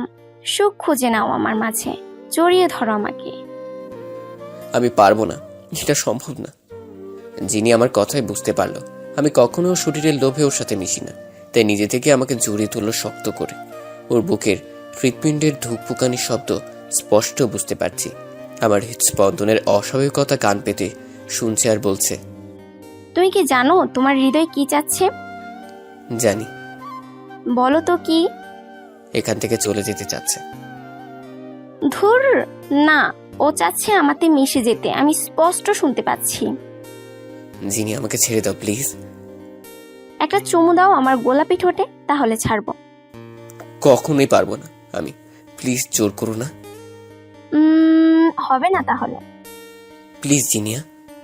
জিনিয়া আমাকে আরো শক্ত করে জড়িয়ে ধরে আমার চোখ বুজে থাকা চেহারাটা দেখছে। তারপর আমার কলার টেনে ধরে ওর পাপড়ির মতো ঠোঁটগুলো আমার ঠোঁটে চেপে ধরলো। ঠোঁটের স্বাদ পেতেই সেখানে এক টর্নেডো চালাচ্ছে। আমি নিজেকে সরিয়ে রাখার প্রাণপণ চেষ্টা করছি, কিন্তু আমার ভেতরের পশুটাও ক্রমান্বয়ে ক্ষিপ্ত হয়ে গেছে। অবশেষে বাঁধ ভাঙলো আমার। চোখ খুলে জিনিয়ার কামার্ত চোখে আটকে গেলাম। ওর চুমুর পাল্টা জবাব দিতে লাগলাম। তখন আমি আমার ভিতরেই ছিলাম না, হয়তো হারিয়ে গেছি জিনিয়ার মাঝে। ওর শরীরটাকে ছুঁয়ে অনুভব করার ব্যাকুলতা নিজের হাতকে সামলাতে পারিনি। কিছুটা সময় ওর সাথে মিশে গেলাম পাগলের মতো। এমন সময় দরজার বাইরে ফাতেমা এসে গেছে। ও দরজা নাড়িয়ে জিনিয়াকে ডাকলো। তখনই শেষ হলো আমাদের মধুক্ষণ। জিনিয়া দ্রুত গতিতে তোয়ালে পেঁচিয়ে ওয়াশরুমে গেল জামা পরতে। আমি অস্বাভাবিক হয়ে যখন স্বাভাবিক হয়ে দরজা খুলে দিলাম, ফাতেমা আমাকে দেখে সোজা কোলে উঠল। ওকে আদর করে কোলে তুলে নিলাম। কিছু সময় পর জিনিয়া একটা জামা পরে বাইরে এলো। আমি তখন ওর দিকে তাকানোর সাহস পাচ্ছি না। ভীষণ লজ্জা আর ঘৃণা হচ্ছে নিজের উপর। কি করলাম আমি এসব? একটা মেয়েকে একা পেয়ে ওর সাথে মিশতে শুরু করেছিলাম, ছি। কিন্তু আমি তো ইচ্ছে করে এমন করিনি, আমাকে বাধ্য করা হয়েছে। কিন্তু আমি জিনিয়ার সামনে কি কখনো আসতে পারবো? ও যদি এখন আমাকে দোষারোপ করে, নিজের উপর থেকে কি তবে সংযতা চলে গেল আমার? দ্রুত বের হয়ে গেলাম বোনের আর আন্টির থেকে বিদায় নিয়ে। তখনও ভেতরে আগুন জ্বলছে। রাত অবধি কথা হয়নি জিনিয়ার সাথে। রাত জেগে থাকতে ইচ্ছে না করলেও সেদিন আমার ঘুম আসছিল না। চোখ বন্ধ করলেও না করলেও শুধু জিনিয়ার সাথে ঘটনার সব কিছু ভাসছে, কিছুতেই ভুলতে পারছি না। পাগলের মতো ছটফট করতেছে মনটা। কি করলাম আমি? তখনই জিনিয়ার ফোন এলো। হ্যালো রুদ্র, হুম, কি করো? কিছু না, বসে আছি। তুমি? আমিও। জিনিয়া, আমি একটা কথা বলতে চাই। বলো। আজকের ঘটনার জন্য আমি সত্যিই প্রস্তুত ছিলাম না। সবকিছুর জন্য আমি ক্ষমা চাচ্ছি, আমাকে ক্ষমা করে দাও।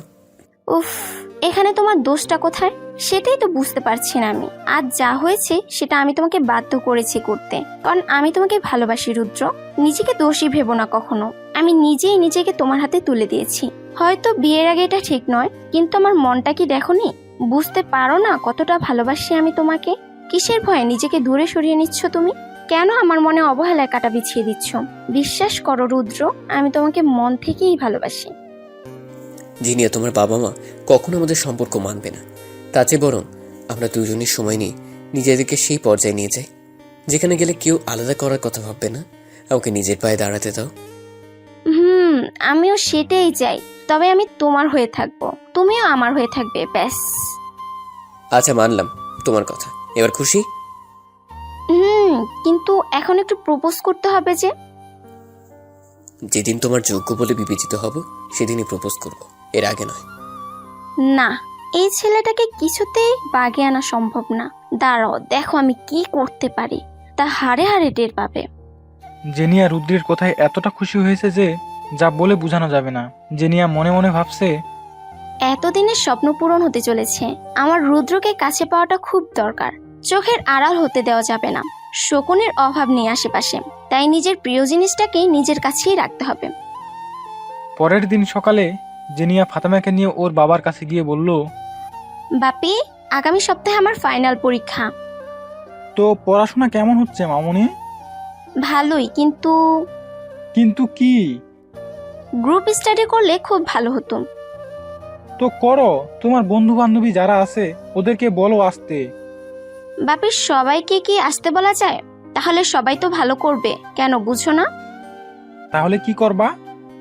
রুদ্রকে বলবো শুধু, ওর কাছে যে নোটস আছে সেটা বেস্ট। ও হ্যাঁ, ঠিক তো। তাহলে রুদ্রকে আসতে বলো, এতে সমস্যা কি?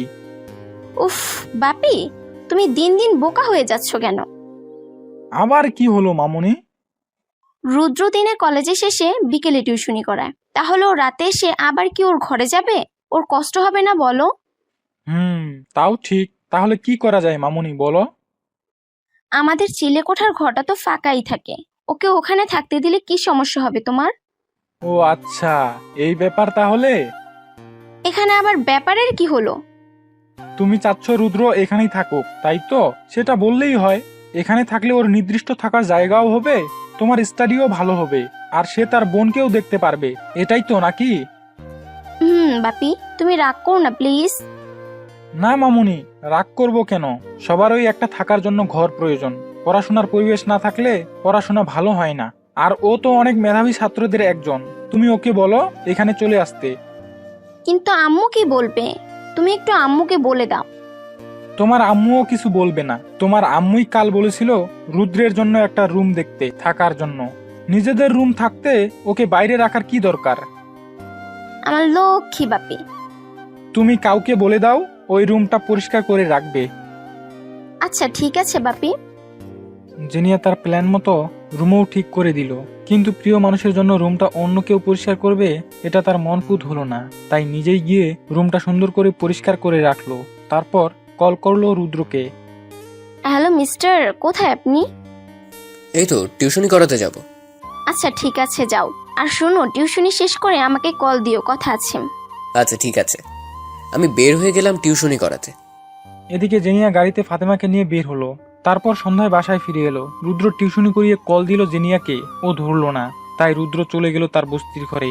গিয়ে দেখে তার তাঁবুটা উল্টা পাল্টা হয়ে আছে। তার বুকটা কেঁপে উঠল। শেষ আশ্রয়টুকুও কি শেষ হয়ে যাবে? কাছে গিয়ে দেখে ভিতরেও কিছু নেই, শুধু ছেঁড়া একটা পাটি পড়ে আছে। কি করে হলো এসব? কে করলো এমন? কিছুই বুঝতে পারলো না রুদ্র। আশেপাশে সবাইকে জিজ্ঞেস করলো, কেউ কিছু বলল না। শুধু বলল তারা কেউ দেখেনি। রুদ্র জেনিয়াকে আবার কল দিল। হ্যালো। বলেন স্যার। আমার সবকিছু শেষ। কি হয়েছে? আমার শেষ আশ্রয়টুকু কে জানি নষ্ট করে দিয়েছে আজ। টিউশনি থেকে ফিরে এসে দেখি সব উল্টো পাল্টা হয়ে আছে। আমার একটা দামি জিনিস ছিল, সেটাও নেই। সব নষ্ট হয়ে গেলেও এত কষ্ট পেতাম না, কিন্তু ওটা আমার কাছে অমূল্য সম্পদ ছিল। কি এমন জিনিস ছিল? আমার মায়ের শেষ স্মৃতি একটা ছবি, তাতে বাবা মা আর আমি ছিলাম। তখন আমার বোনের জন্ম হয়নি। জানো, সেদিন বাবা বেশ কিছু টাকা জমি আমাদেরকে নিয়ে ওই ছবিটা তুলেছিল। যেদিন মা মারা যায় সেদিন ছবিটা বুকে জড়িয়ে কেঁদে রাত পার করেছিলাম। যখন মাকে খুব মনে পড়ে তখন ছবিটা দেখতাম। আজ থেকে হয়তো আর মাকে দেখতে পাবো না। আজ খুব কষ্ট হচ্ছে আমার।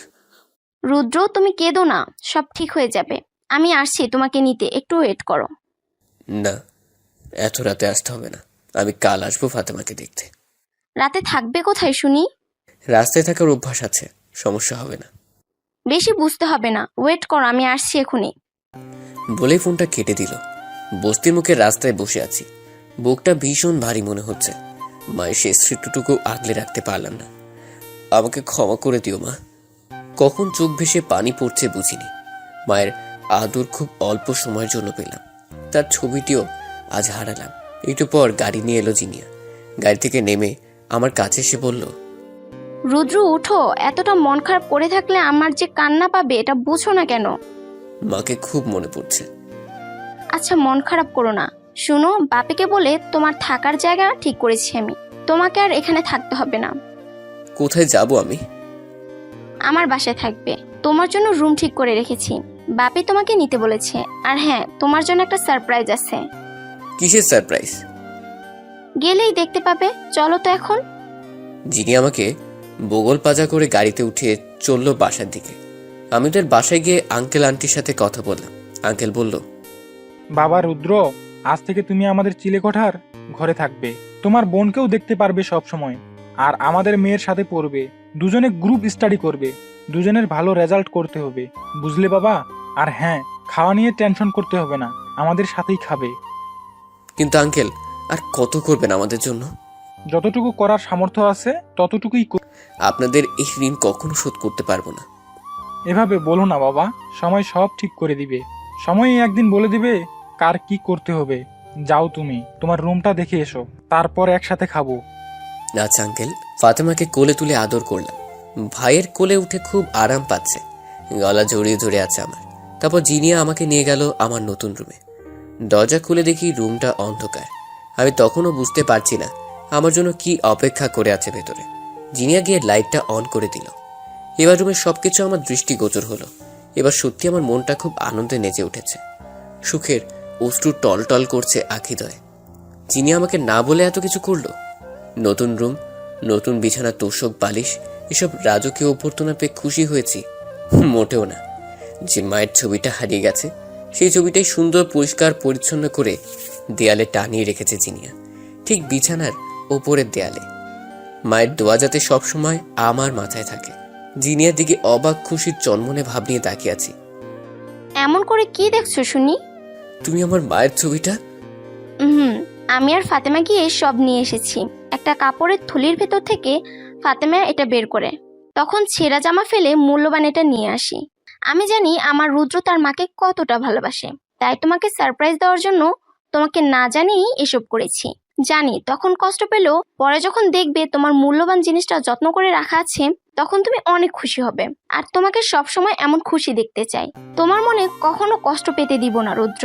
আর এটাই ছিল তোমার সারপ্রাইজ। কেমন লাগলো বলো? জিনিয়ার কথা শুনে নিজেকে সামলাতে পারিনি আর এক বুক ভালোবাসা নিয়ে ওকে আমার বুকে জড়িয়ে নিলাম। জিনিয়ার কপালে আলতো করে চুমু খেলাম।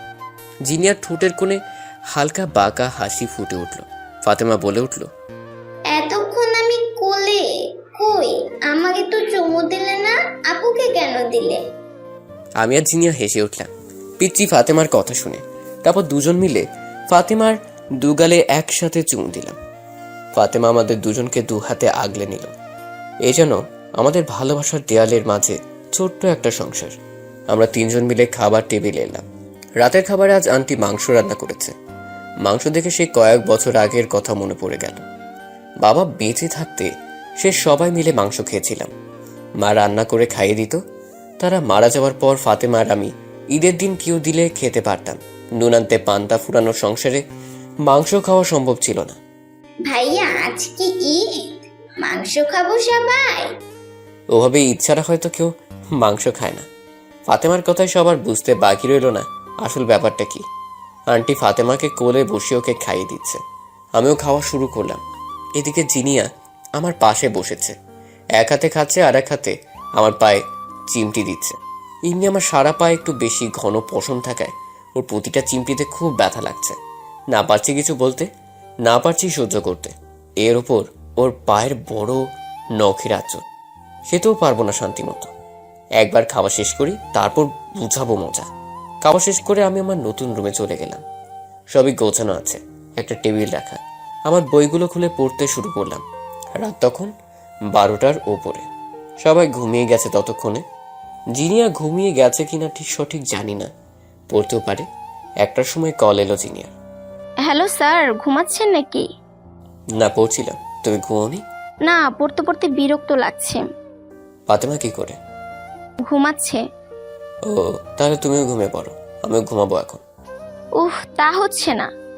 কেন? আমি এখন ছাদে যাব আকাশ দেখতে। তো আমার কি? আকাশ দেখে ঘুমিয়ে যাও, আমি রাখছি। এই ফোন রাখবা না একদম। আমি কি আকাশ দেখবো একা একা দেখবো নাকি? তুমিও সাথে থাকবে। ওয়েট করো, আমি কফি বানিয়ে নিয়ে আসছি। না না, কফি খাবো না, তিতা লাগে। তাহলে চা বানিয়ে আনি। না না, ঘুম হয় না, শরীর কড়া লাগে। তো কি খাবে? কিচ্ছু খাবো না। আসছি আমি, তারপর বুঝাবো। একটু পর জিনিয়া 2টো কাপে কফি নিয়ে এলো। ছাদে দাঁড়িয়ে আছি দুজন। বললাম না কফি তিতা লাগে আমার। এটাই খেতে হবে। অভ্যাসটা বদলাতে চাচ্ছ তাই না? শিখতে হবে সবকিছু। এত কিছু শিখে কি হবে?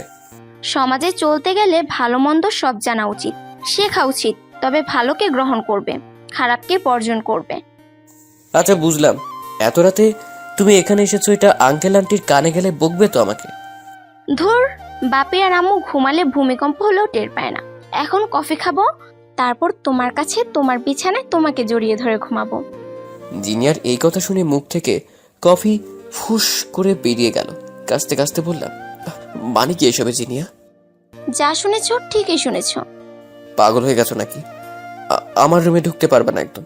কফিকে সোজা তোমার রুমে চলে যাও, তারপর ঘুমিয়ে যাও। যাব না। কি করবা? কি ব্যাপার, তুমি গায়ে ভাবে ধাক্কা দিচ্ছ কেন? দিচ্ছি, 100 বার দিব। কি করবা তুমি? রাত দুপুরে কি ভূতে পেলো নাকি তোমাকে? না, ভূতে পাইনি, রুদ্র পেয়েছে। বুঝেছি, তোমার আসলে কি আমার? কিছু না, কেউ জানলে খারাপ ভাববে। যাও রুমে গিয়ে ঘুমিয়ে যাও। Okay, tata, bye bye. Bye. Jinia চলে গেল। আমি ছাদে একটু দাঁড়িয়ে আকাশ দেখছি। মায়ের কথা খুব মনে পড়ছে। হয়তো মা তারার দেশ থেকে দেখছে, আর ছেলে মেয়ে এখন কত সুখে আছে। দোয়া করো মা আমাদের জন্য আর এই মহান পরিবারের মানুষের জন্য। একদিন আমিও বড় হব। সবাইকে বলবো আজ এত দূর আসার পিছনে এই মানুষগুলোর অকল্পনীয় সাপোর্ট পেয়ে বড় হয়েছে। কিছু সময় পর আমার রুমে গিয়ে দরজা লাগিয়ে দিলাম। তারপর বিছানায় তাকাতেই দেখি জিনিয়া শুয়ে আছে। এই, তুমি কি করছো এখানে? তুমি না বললে রুমে গিয়ে ঘুমিয়ে যাও, তাই তো এসে ঘুমানোর আয়োজন করলাম। এখন বিরক্ত না করে আমাকে জড়িয়ে ধরে একটু ঘুমাও তো। জিনিয়া বেশি বাড়াবাড়ি করলে কিন্তু আঙ্কেলকে বলে দিব। আচ্ছা তাই তো, বলো গিয়ে আমি দেখি একটু। কি বলবা তুমি? আমিও বলবো আমাকে রুম থেকে ডেকে এনে তোমার রুমে আটকে রেখেছো, তারপর বুঝবে মজা। হা হা হা। কেন এমন করছো বলো তো? কাছে এসে বলছি। না, যাবো না। তুমি আমাকে কাছে পেলে জড়িয়ে ধরো শুধু। আহা গো, লাজুক ছেলের বুঝি খুব লজ্জা লাগে। মজা করো না, পরে বিপদে পড়বা কিন্তু। তাই বুঝি? জিনিয়া বিছানা থেকে উঠে আমার দিকে এগিয়ে এসে আমাকে বিছানায় ফেলে দিয়ে আমার উপর চড়ে বসেছে। আমার বুকের উপর মাথা রেখে চুপটি করে শুয়ে পড়ল। আমি অবাক হয়ে গেলাম। আজ কোনো দুষ্টুমি করছি না। এই জিনিয়া, মন খারাপ করলে? না, তাহলে তোমার বুকে মাথা রেখে অনেক ভালো লাগছে। কখনো আমাকে দূরে সরিয়ে দিবে না তো রুদ্র? আমি না তোমাকে অনেক অনেক ভালোবাসি। আমি দুষ্টামি করব না, শুধু একটু মাথা রেখে ঘুমোতে দাও না প্লিজ। জিনিয়ার এমন কথা শুনে নিজেরই মন চাইছে ওকে জড়িয়ে ধরে রাখি, কিন্তু বিবেকের হাত করা পড়া হাতে তাই সেটা সম্ভব না। চিৎকার দিয়ে বলতে ইচ্ছে করছে, আমিও তোমাকে খুব ভালোবাসি জিনিয়া, কিন্তু নিজের অবস্থান যোগ্যতার দিকে তাকালে সবকিছু ধোঁয়াশা মনে হয়। ইচ্ছে থাকলেও পারলাম না তোমাকে জড়িয়ে ধরে রাখতে। ক্ষমা করে দিও আমাকে। আনমনে ভাবছিলাম, কথাগুলো একটু পর খেয়াল করলাম জিনিয়া সত্যি সত্যি ঘুমিয়ে গেছে গভীর ঘুমে। ওর মাসুম চেহারাটা খুব মায়াবে লাগছিল। ওর সহজ সরল মনের সাথে আমার মনটাও মিলিয়ে বললাম, থাক না, একটু ঘুমিয়ে আমার বুকে। রাত তখন 3টা বাজে। আমার বুকের উপর ঘুমিয়ে আছে জিনিয়া। আমি জেগে আছি, কখন ওর ঘুমটা একটু ভাঙবে। অপেক্ষার অবসান ঘটলো একটু পর। জিনিয়া নড়ে চড়ে আরো শক্ত করে জড়িয়ে ধরলো আমাকে। তখন ওকে ডেকে তুললাম, জিনিয়া, এই জিনিয়া। পাগলি, কোথায় ঘুমিয়েছো? আমার রুমেই তো আছি। না, তুমি চিলে উঠে আছো। ফাতেমা একা একা ঘুমাচ্ছে, তুমি যাও ওর কাছে। জিনিয়া চোখ মিলে তাকিয়ে দেখে ও আমার বুকের উপর। তখন ওর হুঁশ ফিরল। রুদ্র, তুমি? আমি। উফ, তোমাকে নিয়ে না আর পারি না। ফাতেমা একা আছে আর তুমি আমাকে তোমার কাছে নিয়ে এসেছো, পারো বটে তুমি। আরে আজব, এটা তো আমার তোমাকে বলা উচিত। থাকো তুমি, আমি গেলাম। জিনিয়া উঠে চলে গেল। আমি ঘুমিয়ে গেলাম। সকালে ঘুম থেকে উঠে ব্রাশ করতে করতে নিচে এসে হাঁটছিলাম। আঙ্কেলের গাড়িটা দেখি ময়লা জমেছে উপরে। হাতে কাজ নেই বলে মোটর চালু করে গাড়িটা ওয়াশ করতে শুরু করলাম। কিছু সময় পর আঙ্কেল দোতলা থেকে জানালা খুলে আমাকে গাড়ি পরিষ্কার করতে দেখে দ্রুত নিচে নেমে আসলেন। এই রুদ্র, এসব কি করতেছো? কে করতে বলেছে এসব তোমাকে?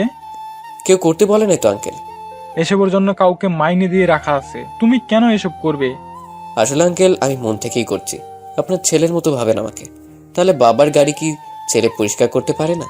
তবুও তুমি আর এমন কিছু করবে না বাবা। কেউ দেখলে তোমাকে নিয়ে কিছু বললে আমার কষ্ট হবে। যাও, তুমি ফ্রেশ হয়ে নাস্তা করে নাও, কলেজ যেতে হবে। আজ থেকে জেনিয়া আর তুমি একসাথে কলেজে যাবে। আচ্ছা আঙ্কেল, আপনিও রেডি হয়ে নেন। অফিস যাবেন তো? চলো একসাথে যাই। ফাতেমা আর আমি একসাথে ব্রাশ করে ফ্রেশ হলাম। জিনিয়া ম্যাডাম ঘুমু ঘুমু চোখে ব্রাশ করছে। ওর পাশ দিয়ে আসার সময় মাথায় চাটি মেরে আসতেই তেড়ে এলো আমার দিকে। আমি দৌড়ে রুমে চলে গেলাম। নাস্তা করে কলেজে যাচ্ছি দুজনে। রিক্সায় উঠে আমি যতটুকু সম্ভব চেপে বসেছি জিনিয়ার দিকে। আর জিনিয়া সেটা বুঝে ইচ্ছা করে আমাকে আরো চাপ দিচ্ছে। আমাকে আর সর্বার মতো কোনো জায়গা নেই। অন্যদিকে তাকে মুচকি হাসা জিনিয়াকে বললাম, এই মেয়ে, তোমার সমস্যা কি বলো তো? এই ছেলে, তোমার সমস্যা কি বলো তো? এত চাপিয়ে কেন বসেছো? ও পাশে একটু সরে বসা যাচ্ছে না? না, যাচ্ছে না। আমার বিস্ফোরা উঠেছে, তাই এদিকে চেপে বসেছি। তোমার কি তাতে? উফ, সবসময় এমন করো কেন? উফ, তুমি সবসময় দূরে সরে থাকো কেন? একটু কাছে এসে বসলে কি হয়? আমার অ্যালার্জি আছে। কই, আগে তো শুনিনি। একটু আগে থেকে শুরু হয়েছে। জিনে এবার রেগে আমার হাতটা শক্ত করে জড়িয়ে ধরে বলল, কত অ্যালার্জি, এবার দেখি ছাড়বো না আর। সবাই দেখছে, এইভাবে কেন ধরে আছো? এত লজ্জা শরম সেদিন কইছিলাম। খুব তো একবারে। আমার কানে ফিস ফিস করে বলল, আমি কি ইচ্ছে করে অমন করছি নাকি? আজ রাতে বাসায় গিয়ে তোমাকে কঠিন শাস্তি দিব, কথাটা মনে রেখো। আর শারীরিক মানসিকভাবে প্রস্তুতি নাও। এই, আর যদি কিছু করো তো তোমার খবর আছে বলে দিলাম। সেটা সময় বলে দিবে কে কি করবে। কলেজে চলে আসছি, চলো। এদিকে জেনিয়ার বাবা দুপুরের খাবার খেতে বাসায় আসলে জেনিয়ার মা ফাতেমাকে নিয়ে খেতে বসেছে। তখন জেনিয়ার মা বলল, এই শুনছো, তোমাকে একটা কথা বলবো ভাবছি, কিন্তু তুমি কি ভাববে তাই সাহস পাচ্ছি না। কি এমন কথা বলবে, বলে ফেলো। মেয়ে যখন হয়েছে তখন একদিন না একদিন ওকে তো বিয়ে দিতেই হবে, কিন্তু ওকে ছাড়া এত বড় বাড়িটা যে খালি হয়ে যাবে আমাদের। শুধু বাড়ির কথা ভাবছো? আমাদের বুকটাই তো খালি হয়ে যাবে, সেটা ভাবলে না? উফ, বলতে তো দিবা নাকি? তোমার সেই পুরনো অভ্যাসটা আর গেল না। আচ্ছা আচ্ছা, বলো শুনছি। আজকাল ভালো ছেলে পাওয়াও তো মুশকিল। ছেলে ভালো তো পারিবারিক সমস্যা, আবার পরিবার ভালো তো ছেলের সমস্যা। তা তো ঠিক। তাই বলছিলাম যে রুদ্রের তো এমন কোনো সমস্যা নেই। পরিবার বলতে তো আমরাই, আর ছেলেও তো ভালো। এখন পড়াশোনা শেষ করতে পারলে ভালো চাকরি, মানে তোমার অফিস ব্যবসা সামলাতে একাই পারবে। তাহলে ঘরের মেয়ে ঘরেও থাকলো, আর ভালো ছেলেও পেলাম, আর ফাতেমাও ভালোভাবে বড় হবে এখানে। তাতে ওকে ভালো ঘরে বিয়েও দিতে পারবো আমরা। তুমি কি বলো? ভাবছি তুমি ইদানিং কি খাচ্ছ যে এমন বুদ্ধি বাড়ছে। সারা জীবনে এত সুন্দর বুদ্ধি তো কখনো দাওনি আমাকে। যাক, আমার টাকা জলে ফেলছো না তাহলে। রুদ্রকে আমারও ভালো লাগে। থাক, হয়েছে। ছেলেটা আসলেই অনেক ভালো। মা বাপ মরা দুটো ছেলে মেয়ে, অথচ দেখো একটু বিগড়ে যায়নি, তাও অমন পরিবেশে থেকে। আসলে কি জানো, বিবেকের শিক্ষাই আসল শিক্ষা। তবে আমি ভাবছি রুদ্র বা জেনিয়া কাউকেই আগে থেকে কিছু বলবো না। রুদ্র কতটুকু নিজের যোগ্যতায় এগোতে পারে এটা দেখবো। আমি জানি রুদ্র একদিন অনেক বড় হবে, দেখো। কিন্তু আমাদের মেয়ে কি রাজি হবে ওকে বিয়ে করতে? রাজি না হবার কি আছে, এমনিতে তো বেশ ভালোই মিশে, পছন্দ করে বলেই তো এত কিছু করলো, এটাও কি বুঝো না তুমি? এত বুঝলে কি আর তোমাকে বিয়ে করে জীবনটা তেজপাতা? কি বললে তুমি? না না, কিছু না। আচ্ছা শোনো, আমাদের মেয়েকে একটু জিজ্ঞেস করো তো ওর মনে কি আছে, যদি কোনোভাবে একটু জানা যায় আর কি। তবে সাবধানে, এসব কিছু আবার বলো না যেন। আচ্ছা ঠিক আছে। বিকেলে টিউশনি করাতে যাব তখন জিনিয়া বলল সেও আমার সাথে যাবে, তাই বাধ্য হয়ে তাকে নিয়ে যেতে হলো। টিউশনি শেষ করে বাসায় আসবো তখন জিনিয়া মাঝপথে রিক্সা থেকে নেমে গিয়ে বলল, রিক্সা করে না গিয়ে হেঁটে যাব। কেন? এমনি চলো। বাধ্য হয়ে হাঁটতে শুরু করলাম। জিনিয়া চুপচাপ হাঁটছে। একটু পর আমার হাতের আঙুলের ফাঁকে ওর আঙুল রেখে হাঁটতে শুরু করলো। তারপর আনমনা ও নরম সুরে বলল, রুদ্র, তোমার হাতটাকে অনেক ভরসা করি, কখনো আমাকে ছেড়ে চলে যেও না প্লিজ। আমি মনে মনে বললাম, ছেড়ে আর কোথায় যাব তোমাকে রেখে? আমি যে তোমাকে অনেক ভালোবাসি জিনিয়া, কিন্তু মুখ ফুটে বলতে চেয়েও পারি না। এর চেয়ে কষ্ট আর কি আছে, সেটা তোমাকে কি করে বোঝাই? কোনো একদিন বলবো তোমাকে কতটা ভালোবাসি। জানি না সেদিন তোমাকে পাবো কিনা। রুদ্র, চুপ করে আছো যে? আচ্ছা, আমি কি এতটাই খারাপ মেয়ে যাকে আমার একটুও পছন্দ হয় না? জিনিয়া, তুমি এসব কি বলো? তুমি কি বুঝো না আমি তোমাকে কতটা ভালোবাসি? সবই বুঝি আর সবই জানি জিনিয়া, শুধু সময়ের অপেক্ষা। জিনিয়া আমাকে হঠাৎ করে জড়িয়ে ধরে বলল, আমি তোমাকে হারাতে পারবো না, আমি শুধু তোমাকে চাই, আর কিছু চাই না। আরে পাগলি, এত মন খারাপ করছো কেন? আমাকে চলে যাচ্ছি কোথাও নাকি কেউ আমাকে বিয়ে করে পালিয়ে যাচ্ছে? চিনিয়া বেঁচে থাকতে তোমাকে কেউ বিয়ে তো দূরে থাক, চোখ তুলে দেখবে সেই সাহস পাবে না, মনে রেখো। আচ্ছা ঠিক আছে, এখন তো ছাড়ো, সবাই দেখছে তো। উফ, তাতে আমার কি? এখন ছাড়েন ম্যাডাম, রাতে জড়িয়ে ধরে কালকের মতো ঘুমেন কেমন? সত্যি? হুম। তাহলে চলো। রাতে খাবার খেয়ে রুমে এসে পড়ছি। 12টার পরপরই জিনিয়া চুপি চুপি এসে হাজির। আজ আবার এসেছো তুমি? তো কি হয়েছে শুনি? কবে যে তোমার জন্য বকা শুনবো কে জানে। কিছু হবে না, আজ তোমাকে আমি। বলে জিনি আমার কাছে এসে আমাকে জড়িয়ে ধরে আমার ঠোঁটগুলো তার দখলে নিয়ে নিল। আমি জিনিয়াকে ধাক্কা দিয়ে বললাম, দেখো জিনিয়া, বিয়ের আগে এসব ঠিক না। আর তুমি এভাবে আমার রুমে আসো, মা বাবা জানতে পারলে কি হবে বুঝতে পারতেছো? তুমি প্লিজ তোমার রুমে গিয়ে শুয়ে পড়ো। জিনিয়া প্রচুর রেগে গেছে, আমাকে ধাক্কা দিয়ে ফেলে দিল। আচমকা ধাক্কা দেয় তাল সামলাতে পারিনি, বিছানার ওপর থেকে পড়ে গেলাম। পায়ার মাথায় কিছুটা আঘাত পেলাম। জিনিয়া সেদিকে খেয়ালই করলো না, ও হনহন নিয়ে চলে গেল ওর রুমে। ফ্রেশ হয়ে বিছানায় শুয়ে ভাবছি, আমি কি কোনো ভুল করলাম নাকি? ওর কথা মতো চলাটা কি ঠিক ছিল? জানি না কাল কি হবে। সকালে উঠে নাস্তা করে অপেক্ষা করছি জিনিয়ার জন্য কলেজে যাব বলে। ও রাস্তায় দেরি হওয়ায় ভেতরে গিয়ে দেখি জিনিয়া নেই। আন্টিকে জিজ্ঞেস করতে বললো কলেজ চলে গেছে। আমি দ্রুত চলে গেলাম কলেজের দিকে। বুঝলাম কষ্ট পেয়েছে অনেক। আমি কলেজ গিয়ে জিনিয়াকে দেখে ওর পাশে বসতে গেলাম। জিনিয়া সরে বসে অন্য একজনকে বসালো ওখানে। আমি শেষের বেঞ্চে গিয়ে বসলাম। বুঝলাম ওর রাগ ভাঙাতে হবে। কলেজ শেষে বাসায় আসবো, তখনও গেটে জিনিয়ার জন্য অপেক্ষা করছি। ও এলে ওর সাথে হাঁটছি। জিনিয়া আমাকে এড়িয়ে চলো না প্লিজ, আমার কষ্ট হচ্ছে। চুপ করে থেকো না প্লিজ, কথা বলো। আমার কথাটা শোনো, একবার শোনো, তারপর যা ভালো মনে হয় তাই করো। তবুও চুপ থাকবে, কথা বলবে না? ফাঁকা একটা চিপায় জিনিয়ার হাত ধরে পেছনে ঘুরিয়ে ওর রাঙা ঠোঁটগুলো আমার দখল নিলাম। জিনি আমার গালে ঠাস করে দুটো চর বসিয়ে দিল। আমি অবাক হয়ে ওর চোখের দিকে তাকিয়ে আছি। জিনি আমার সাথে এমনটা করতে পারলো? ওর হাত দুটো আলগা করে দিলাম, তারপর নিজের মতো করে চলে গেলাম ওর সামনে থেকে। চোখটা ঝাপসা হয়ে গেছে। পানিটুকু মুছে হাঁটতে হাঁটতে চলে এলাম একটা বড় গাছের নিচে। বসে বসে ভাবছি, কেমন অন্যায় করেছি আমি। এদিকে জেনিয়া বাসায় গিয়ে খাওয়া শেষ করে ঘুমিয়ে গেছে। রুদ্র আর বাসায় গেল না, সময় মতো টিউশনি করাতে চলে গেল। তারপর রাত 10টার পর বাসায় গিয়ে চুপচাপ শুয়ে পড়লো। জেনিয়ার মা একটু পরে এসে রুদ্রকে বলল, কি হয়েছে বাবা, আজ সারাদিন কই ছিলে? দুপুরে এলে না, আর এত রাত করে কেন এলে? আন্টি, কলেজ শেষে একটা চাকরির জন্য বেরিয়েছিলাম। তারপর টিউশনি করিয়ে আসার সময় একটা বন্ধুর সাথে দেখা হলো। কথা বলতে বলতে দেরি হয়ে গেছে।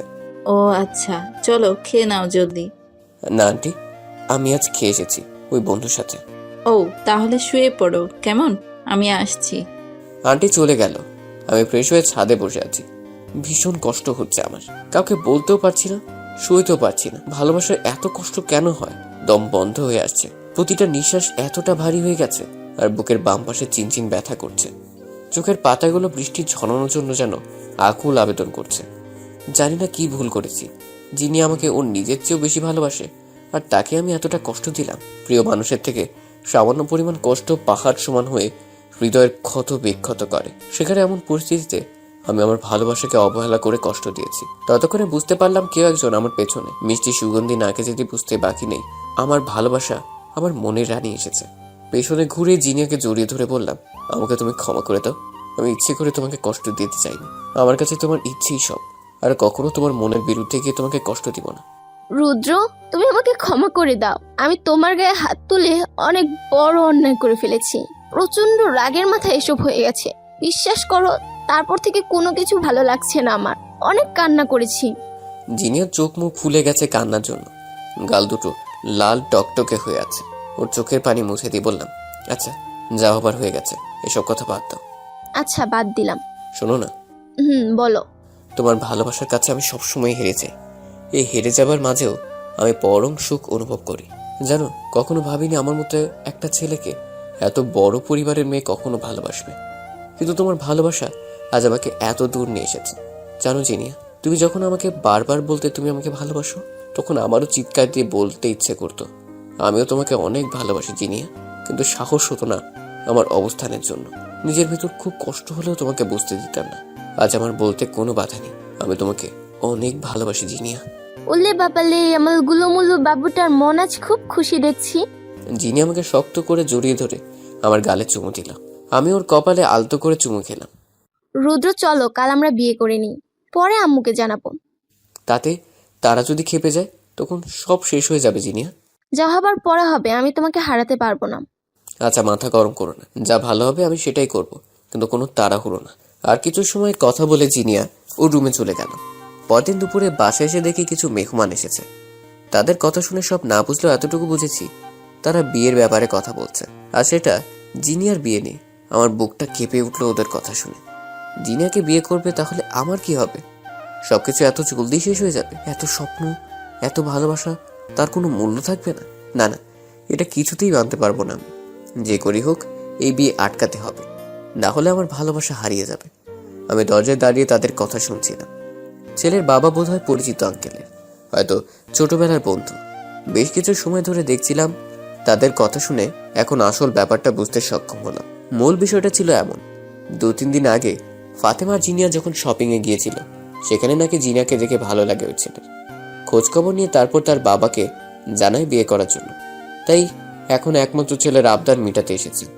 আমি আমার একমাত্র ছেলের কোনো আবদার আজ অব্দি অপূর্ণ রাখিনি। ও আমার হীরের টুকরা ছেলে, বিদেশ থেকে MBA করে এসেছে, এখন আমার বিজনেস নিজেই সামলাচ্ছে। ওর জন্য ভদ্র সুন্দরী একটা মেয়ে খুঁজছিলাম, আর তোর এমন একটা মেয়ে আছে সেটা জানতামই না।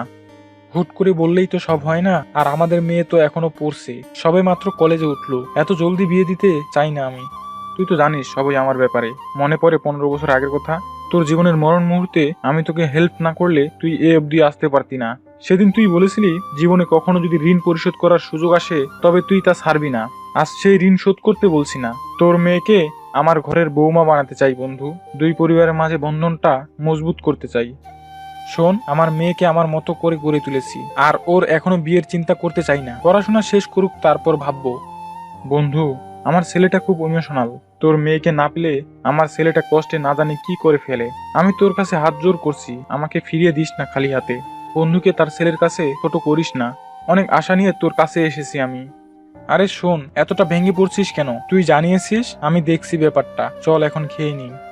আমি জানতাম আমার বন্ধু আমার কথা রাখবে। আমার একটাই মাত্র ছেলে, আর তার সুখ মানেই আমার সুখ। বন্ধু, চল খেতে বসি।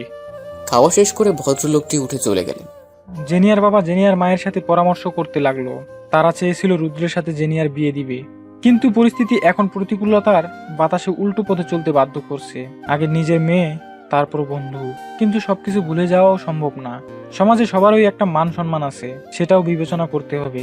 2 দিন পর হাজারো বাধা বিপত্তি ও বিবেকের কাঠগড়ায় দাঁড়িয়ে প্রশ্নবিদ্ধ হয়ে অতঃপর তারা সিদ্ধান্ত নিতে বাধ্য হলো যে জেনিয়ার বিয়ে তার বন্ধুর ছেলের সাথেই হবে। রুদ্রকে তাদের পছন্দ ছিল, কিন্তু রুদ্র এখনো জানে না এ বিষয়ে। এখন বড় কথা হলো বন্ধুর ছেলের ব্যাপারে ভালো করে খোঁজ খবর নেওয়া আর জেনিয়াকে জানানো। জেনিয়ার মা বাবার কথা ফেলে দেওয়ার মেয়ে নয়, কারণ জিনিয়া জানে তার বাবা সবসময়ই তার জন্য সেরাটাই পছন্দ করবে, কিন্তু সবসময় কি সেরাটাই সবাই পছন্দ করতে পারে? জিনিয়ার বিয়ের ব্যাপারে আমরা তিনজন ছাড়া আর কেউ এখনো কিছু জানে না। এদিকে জিনিয়াকে হারানোর ভয়ে আমার খাওয়া ঘুম সব উবে গেছে। জিনিয়া দুদিন ধরে লক্ষ্য করছে আমার টেনশন। কয়েকবার জিজ্ঞেস করেও জানতে পারিনি, কিন্তু আমিও চুপ থাকতে পারছি না। জিনিয়াকে আমি ভালোবাসি, তাকে এত সহজে হারিয়ে যেতে দিতে পারি না। আবার যে পরিবার আমাকে আশ্রয় দেওয়া থেকে শুরু করে সবই দিল, সেই পরিবারের সাথে কি করে বেইমানি করব? আর আমার কি যোগ্যতা আছে যে তার জন্য জিনিয়াকে বিয়ে করতে চাইব? কঠিন বাস্তবতা বলে একটা জিনিস আছে, সেটা এতদিন যেভাবে জেনেছি আজ তার থেকেও খারাপ পরিস্থিতি নিয়ে সময় পার করছি। সন্ধ্যায় টিউশনি করিয়ে ফেরার পথে জিনিয়ার কল এলো। রুদ্র, কোথায় তুমি? বাসায় আসছি। বাসায় এসো না, আমি বাইরে যাব। কোথায় যাবে? তুমি মেন রোডে এসো, ওখানে আসছি আমি। আচ্ছা। জিনিয়ার জন্য অপেক্ষা করছি। একটু পর ও গাড়ি নিয়ে এলে গাড়িতে তুলে নিল আমাকে। দুদিন ধরে দেখছি তুমি কেমন অন্যমনস্ক হয়ে গেছো। কি হয়েছে তোমার, বলবে? বাপি আম্মু সবাই চুপি চুপি কি কথা বলছে, আমাকে বলে না, শুধু কেমন করে তাকিয়ে থাকে। কি হয়েছে তোমাদের? কেন আমাকে এড়িয়ে চলছো সবাই? তারপর ওকে সব খুলে বললাম। ওর মুখে হাসি ফুটে উঠলো। তারপর বলল, এই জন্যই সবাই আমাকে না বলে টেনশন করছে। এত টেনশনের কি আছে? বাবা মা যা বলবে আমি কি তার বাইরে কিছু করব নাকি? তারা আমার খারাপ চাইবে না, আমিও তাদেরকে ছোট করব না কখনো। জিনিয়ার এমন কথা শুনে আমার মাথা ঘুরে উঠলো। কি বললো এটা সে? বাবা মায়ের কথা মতো চলবে? তাহলে আমার সাথে ভালোবাসার মিথ্যে নাটক করলো। কিন্তু কেন? একটা সম্পর্ক এত সহজে শেষ করে দিবে? আমার ভালোবাসার কি কোনো মূল্য নেই? জিনিয়া কি বলছে এসব? মাথা ঠিক আছে তোমার? আমিও ঠিক আছি, আমার মাথাও ঠিক আছে। তাহলে আমার ভালোবাসার কি হবে? তুমি যে স্বপ্ন দেখালে আমাকে, বিয়ে করবে আমায়, এখন বলছো বাবা মায়ের কথা মতো চলবে। তাহলে আমার সাথে ভালোবাসার মিথ্যে নাটক কেন করলে? কি ক্ষতি করেছিলাম তোমার? প্রায় ঘন্টাখানেক পর আমি আর জিনিয়া বাসায় চলে এলাম। রাতে খাবার টেবিলে সবাই এক হলাম খাবার জন্য। আঙ্কেল আন্টির চেহারায় কিছুটা চিন্তার ছাপ, কিন্তু জিনিয়া হাসি মুখে আছে। তারপর বলল, বাপি আম্মু তোমরা টেনশন করো না, আমি সব শুনেছি রুদ্রের থেকে। কি শুনেছ মামুনি? এই যে আমার বিয়ে নিয়ে তোমাদের টেনশন হচ্ছে, এটাই। সমস্যা নাই, তোমরা যে ছেলের সাথে বিয়ে দিতে চাইবে আমি তাকেই বিয়ে করব। আর আমি জানি তোমরা আমার খারাপ চাইবে না। আঙ্কেল আন্টির চেহারা তখন একটু ঝলমল হয়ে উঠল। যাক, তাহলে তাদের মেয়ে বিয়েতে রাজি হয়েছে। পরক্ষণে জিনিয়া বলল, বিয়ে করব, তাতে কোনো সমস্যা নেই, কিন্তু আমার পড়াশোনা শেষ হবে তারপর।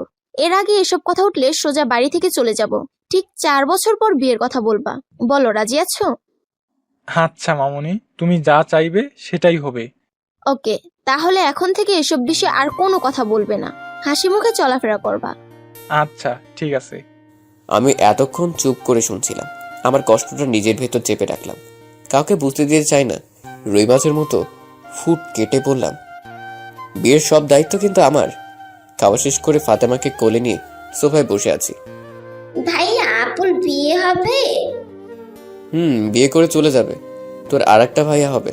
অনেক ভালো সে ভাইয়া, অনেক পড়াশোনা করেছে, দেখতেও খুব সুন্দর। উলে বাবা, আমি দেখবো ভাইয়াকে। একদিন আমরা সবাই মিলে যাব দেখতে। পাশ থেকে জিনিয়া শুনছিল আমার কথা। মূলত ওকে শুনিয়ে শুনিয়ে বলছিলাম কথাগুলো। ওর অ্যাটেনশন বুঝতে পেরে আবারও বলতে শুরু করলাম, জানিস ফাতেমা, তোর এই নতুন ভাইয়া তোর আপুকে খুব ভালোবাসে। বিয়ের পর বিদেশে নিয়ে যাবে ঘুরতে। টাকা পয়সা তো অভাব নেই ওর। এমন ছেলে পাওয়া আসলেই ভাগ্যের ব্যাপার। যদিও ফাতেমা এসবের কিছুই বুঝে না, কিন্তু যাকে শোনানোর জন্য বললাম সে ঠিকই বুঝেছে। তারপর ফাতেমা আমাকে বলল, ভাইয়া তুমি বিয়ে করবে না? তোর ভাইয়ের না আছে টাকা, না আছে দেওয়ার মতো কোনো পরিচয়। কি বিয়ে করবে তোর ভাইকে? সারা জীবন আফসোস করবি। তুই ভাবি বলে কাউকে ডাকতে পারবি না। তুই বড় হলে তোকে ভালো একটা ছেলে দেখে বিয়ে দিব, তারপর আমার দায়িত্ব শেষ, বুঝলি? ফাতেমা ঘোড়ার রান্না কিছু না বুঝেই মাথা নাড়িয়ে ভাইকে সাপোর্ট করলো। জিনিয়া আমার কথা শুনে রাগে গজগজ করতে করতে উঠে চলে গেল। আমিও আমার রুমে চলে গেলাম। রাত তখন ভালোই গভীর। হঠাৎই আকাশ মেঘে ঢেকে গেল, অনেকটা আমার জীবনের মতোই।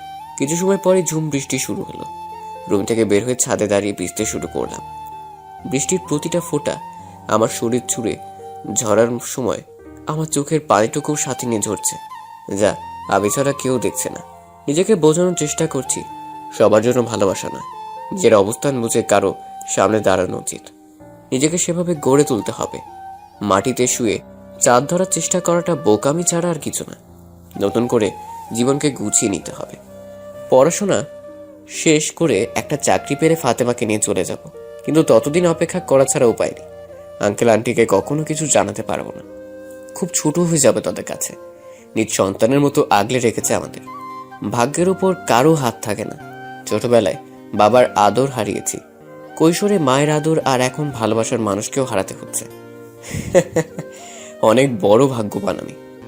সব স্বপ্নগুলো দেখতে দেখতেই সব ভেঙে যায়, আর কোনো স্বপ্ন দেখতে চাই না অভিশপ্ত জীবনে। ভালো থাকুক সবাই। পরদিন সকালে আঙ্কেল বললেন, বাবা রুদ্র, আজ দুপুরে খেয়ে টিউশনিতে যেও না। কেন আঙ্কেল, কোনো কাজ আছে কি? হ্যাঁ, আজ বিকেলে আমার বন্ধুর ছেলেকে দেখতে যাব সবাই। জিনেও যাবে? না না, ওকে নিব না। তোমার স্টুডেন্ট আসবে, ওর সাথে থাকবে। আমরা দুই পরিবার গিয়ে দেখে আসব। তুমিও যাবে আমাদের সাথে। আচ্ছা ঠিক আছে আঙ্কেল, নিজের কবর নিজে গিয়ে দেখে শুনে আসবো, এই আর কি।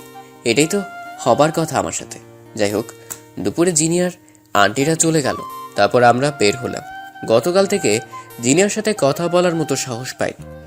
আর কোন মুখ নিয়েই বা কথা বলতে যাব, তাই ওর থেকে দূরে থাকার চেষ্টা করছি। যাওয়ার সময় জিনিয়া জানালায় দাঁড়িয়েছিল। আমি না দেখার ভান করে সবার সাথে বের হলাম। বিশাল বড় বাড়ির সামনে গিয়ে গাড়ি থেকে নামলাম। ভেতরে যেন উৎসবের আমেজ, আর আমার ভেতর শোকের আবহ সঙ্গীত বাজছে। ছেলের বাবা, ছেলে আর মা এলো, সাথে তাদের মা মেয়ে এসেও। আমি ছেলের দিকে তাকিয়ে অবাক হয়ে গেলাম। আসলে খুব সুন্দর চেহারা, যথেষ্ট হ্যান্ডসাম। তারপর পাশের গ্লাসের দিকে তাকিয়ে নিজেকে আর ওকে জিনিয়ার পাশে রেখে মিলাচ্ছি। আমার থেকে ওর পাশে জিনিয়াকে বেশি বানিয়েছে কেন জানি। মুখ থেকে বেরিয়ে গেল মাশাআল্লাহ। আঙ্কেল একে একে সবার পরিচয় করিয়ে দিল। আমার বেলা এসে একটু থমকে গেল। তারপর ওনাদেরকে বলল, আমার মেয়ের সাথে পড়ে একই কলেজে, আমার বাসাতেই থাকে রুদ্র। আমি যে বস্তিতে থাকতাম সেটা বলেনি, কিন্তু এই পরিবারের সাথে আমার রক্তের কোনো সম্পর্ক নেই তা বোঝালো। আর আমি কোনো ভালো দামি পরিবারের ছেলে নই, কিন্তু ওদের কেন জানি আমাকে পছন্দ হলো না। আমাদের হবু জামাই বলল, পড়াশোনা করে ভালো কথা, কিন্তু একই বাসায় কেন রেখেছেন বাবা? আজকাল কয়টা ছেলেকে বিশ্বাস করা যায়? আঙ্কেল ওর কথা শুনে একটু ভ্রু কুঁচকে তারপর বলল সব ঘটনা, প্রথম থেকে আজ অব্দি সবকিছু। সব শুনে ছেলের যেন শরীরে আগুন জ্বলছে, কিছুতেই সহ্য করতে পারছে না। তারপর বলল, উপকার অনেকভাবেই করা যায় বাবা। আপনি একটা টিন সেট বাসা ঠিক করে দিতেন, সেটাও ভালো হতো। কিন্তু বস্তির একটা ছেলেকে নিজের ঘরে এনে রাখাটা কি ঠিক হয়েছে? এসব ছেলেদের বিশ্বাস করলেন কি করে? কখন কোন ক্ষতি করে বসে কে জানে। দেখো বাবা, এখনো তোমাদের বিয়ে হয়নি, এখনই বাবা কেন ডাকছো? কিছু মনে করবেন না, আমি সবাইকে খুব জলদি আপন করে নিই, তাই ডাকলাম। সে তো বুঝতেই পারছি। ছেলের কথা আঙ্কেল আন্টির বুঝতে বাকি নেই ছেলে কতটা মিশুক, কিন্তু এতগুলো মানুষের সামনে আমাকে নিয়ে যা কিছু আলোচনা করলো তাতে আমার কিছুটা খারাপ লাগলো। চোখের পাতাগুলো ভারী হয়ে গেছে। আমি ওখান থেকে উঠে চলে এলাম। আঙ্কেল আন্টি আমার চলে আসার সময় তাকিয়ে রইল, হয়তো তারাও ব্যাপারটা মেনে নিতে পারেনি। আমি ড্রাইভারকে বলে বাসায় চলে এলাম। সারাটা পথ ভাবলাম হয়তো পুরো পৃথিবীর কাছে একটা জঞ্জাল হয়ে গেছি আমি, যখন যার ইচ্ছে উপড়ে ফেলতে চায়। তাই সিদ্ধান্ত নিলাম আর নয়, আমার জন্য একটা সুন্দর পরিবারের নতুন সম্পর্ক তৈরিতে কোনো বাধা হয়ে থাকবো না। কেউ কটাক্ষ করবে তার চেয়ে দূরে সরে যাই সবার থেকে, সেটাই ভালো হবে। এসব ভাবতে ভাবতে বাসায় চলে এসেছি, কিন্তু চোখের পানি মুছতে একদমই খেয়াল নেই। সে চোখের পানি আর অপমানিত চেহারাটা জিনিয়ার চোখ এড়েনি। জিনিয়া এগিয়ে এসে বলল, রুদ্র, কি হয়েছে তোমার? তুমি কাঁদছো কেন বলো আমায়। না কিছু হয়নি। এই কথা বলে জিনিয়ার সামনে থেকে চলে গেলাম। নিজের রুমে গিয়ে দরজা বন্ধ করে নিলাম। এদিকে জেনিয়া ওর আম্মুকে ফোন করে সব জানতে চাইলো ওখানে কি হয়েছে। বলল বাসায় এসে সব বলবে। জেনিয়ার বাবা ওনাদের কোনো কথা না দিয়ে সোজা বাসায় চলে এলেন। বাসায় এসে সবাই ড্রয়িং রুমে বসলো। জেনিয়া গিয়ে জিজ্ঞেস করলো, তারপর তার মা বাবা সবকিছু খুলে বলল জেনিয়াকে। বাহ, চমৎকার বাপি। এমন করে রুদ্রকে তোমাদের সামনে অপমান করলো আর তোমরা কিছুই বললে না। ওখানে বলিনি তার মানে এই না যে একেবারে ছেড়ে দিয়েছি। ওই ছেলে যতই বড় বড় সার্টিফিকেট অর্জন করুক না কেন, বিবেকের শিক্ষা মোটেই অর্জন করতে পারেনি। তাতে কি, তোমাদের মান সম্মান তো আগে, তারপর তো মেয়ের সুখ, তাই না? টাকা আছে না, সুখ তো এমনি আসবে। কি বলো বাপি? না রে মা, তোমার বাপি এখনো মরে যায়নি। বন্ধুর অনুরোধে ছেলে না দেখে পরিস্থিতি সামলাতে বিয়ে দিতে নিজেরাই সিদ্ধান্ত নিয়েছিলাম, কিন্তু ছেলের ব্যবহার শিক্ষা কোনোটাই পছন্দ হয়নি আমার। তোমাকে আমাদের পছন্দের ছেলের সাথে বিয়ে দিব। আর হ্যাঁ, এসব নিয়ে ভাবতে হবে না। রুদ্র কোথায়? ওকে ডেকে নিয়ে আসো, ও অনেক কষ্ট পেয়েছে। ওকে কেন ডাকবে? সরি বলবে? কোনো দরকার নেই। ওকে যেমন সবার সামনে অপমান করেছে, যদি পারো তবে রুদ্রকে দিয়েই সবার সামনে ওদেরকে উঁচু জবাবটুকু দেওয়ার ব্যবস্থা করো। তাতেই রুদ্র আমি দুজনেই খুশি হব। জেনিয়া এ কি কথা বলে চলে গেল? আঙ্কেল আন্টি নিজেদের মাঝে আলোচনা করে সিদ্ধান্ত নিল বন্ধুর ছেলের সাথে বিয়ে হবে না জেনিয়ার, কিন্তু কার সাথে হবে সেটা নিয়ে কিছু বলেনি। এবার সেদিনের কথা আসা যাক। মূলত সেদিন জিনিয়া আমার কি কথা হয়েছিল, সেদিন জিনিয়াকে যখন প্রশ্ন করেছিলাম কেন সে তার বাবা মায়ের কথা মতো বিয়ে করবে, তখন জিনিয়া বলেছিল, রুদ্র, বাপের যেহেতু বাধ্য হয়ে এমন সিদ্ধান্ত নিতে হয়েছে, আমি এখন তোমার কথা বললে কোনোভাবেই আমাকে বিয়ে দিবে না তোমার সাথে। যদি বিয়ে করতেই হয় তবে বিয়ের দিন পালিয়ে যাব, আর না হলে তো কোনো সমস্যাই হবে না। ততদিন তুমি কাউকে কিছু বুঝতে দিও না। একটা কথা মনে রেখো, জিনিয়া শুধু তোমার হয়েই থাকবে। তো সেই কথা মতো কাউকেই বুঝতে দেয়নি আমার ভেতরে কি চলছে, কিন্তু জিনিয়াকে হারানোর ভয়টা খুব বেশি হচ্ছিল, যার জন্য বুক ফেটে কান্না আসছিল। জিনি আমার রুমের সামনে এসে দরজায় টোকা দিল। রুদ্র, দরজা খোলো। আমি দরজা খুলে দিলাম।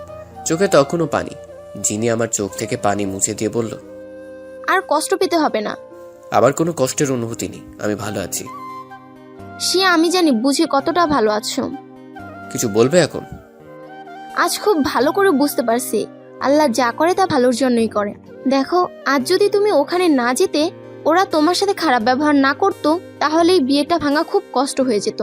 আর পরে আমরা পালিয়ে বিয়ে করলে তাতে বাপি আম্মুও খুব কষ্ট পেত।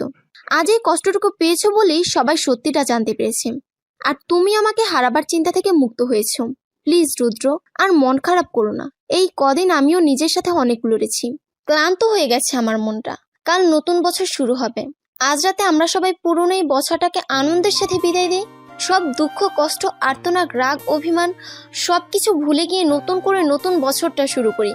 যা পাইনি, যা হারিয়েছি, ওসব নিয়ে মন খারাপ না করে নতুন করে স্বপ্ন সাজাই। বলো, রাখবে না তোমার জিনিয়ার কথা? জিনিয়াকে খুব ভালোবাসি, তার ভালোবাসা মাখানো কথা কি করে ফেলে দিব। জিনিয়াকে খুব আপন করে জড়িয়ে নিলাম আমার বুকে। দুজনের চোখে ভালোবাসার অশ্রু ঝরছিল। ভালোবাসার মানুষকে পাবার জন্য কতটা পরিশ্রম, কষ্ট, কাঠখড় পোড়াতে হয় তা শুধু সেই প্রেমিক যুগলই জানে। জিনিয়াকে বললাম, আমি কখনোই আমার জন্য কিছু চাই না। যদি সম্ভব হয় তাহলে কিছু টাকা নাও তোমার বাপির থেকে, তারপর চলো আমরা কিছু পথ শিশুদের খাবার কিনে দিই, আর পারলে কিছু শীতার্ত মানুষের জন্য শীতের জামা কিনে দিই। আমাদের সমাজে যারা বিত্তবান শ্রেণীর মানুষ, তারা একটু চেষ্টা বা সদিচ্ছা প্রকাশ করলেই আমার মনে হয় আমাদের দেশের অসহায় দুস্থ মানুষের সংখ্যা একেবারে কমে যেত। প্রতি বছর সবাই যদি গড়ে 5টা পরিবারকে তাদের মুনাফা থেকে কিছু পরিমাণ মতো টাকা দিয়ে সাহায্য করত, তবে এত মানুষ ঘর ছাড়া বাইরে কষ্ট করে রাত কাটাতো না। এছাড়াও আমাদের নিজেদেরও প্রতিদিন কত টাকা এদিক ওদিক বা বেহুদা কাজে খরচ করি, তার থেকে কিছু টাকা দিয়ে যদি কোনো ক্ষুধার্ত পথ শিশুদের খাবার কিনে দিই, তবে তারা অনাহারে থাকতো না। শুধু নিজেদের একটু সচেতনতা আর তাদেরকে ভালোবাসার আগ্রহ মন থেকে এলেই সমাজটা আরো সুন্দর হতো। জিনি আমার কথা শুনে খুব খুশি হলো। তারপর ওর বাবাকে গিয়ে সমস্ত বিষয়টা বলল। জিনিয়ার বাবা খুশি হয়ে জিনিয়াকে টাকা দিয়ে দিল। অতঃপর 3 জন বের হয়ে আগে শপিং করলাম নির্দিষ্ট মানুষের হিসাব করে। তারপর সেগুলো নিয়ে গাড়িতে তুলে বিভিন্ন জায়গায় ঘুরে ঘুরে বিলিয়ে দিলাম। সবাই খুব খুশি হয়ে মাথায় হাত রেখে জিনিয়াকে দোয়া করলো। আমিও মনে মনে খুব খুশি হলাম। তারপর রাত 10টার দিকে বাসায় ফিরে এলাম। ততক্ষণে ফাতেমা ঘুমিয়ে গেছে। ওকে বাইরে থেকে খাইয়ে দিয়েছি। বাসায় গিয়ে ফাতেমাকে জিনিয়ার বিছানায় রেখে আমি আঙ্কেল আন্টিকে বলে রুমে চলে আসব।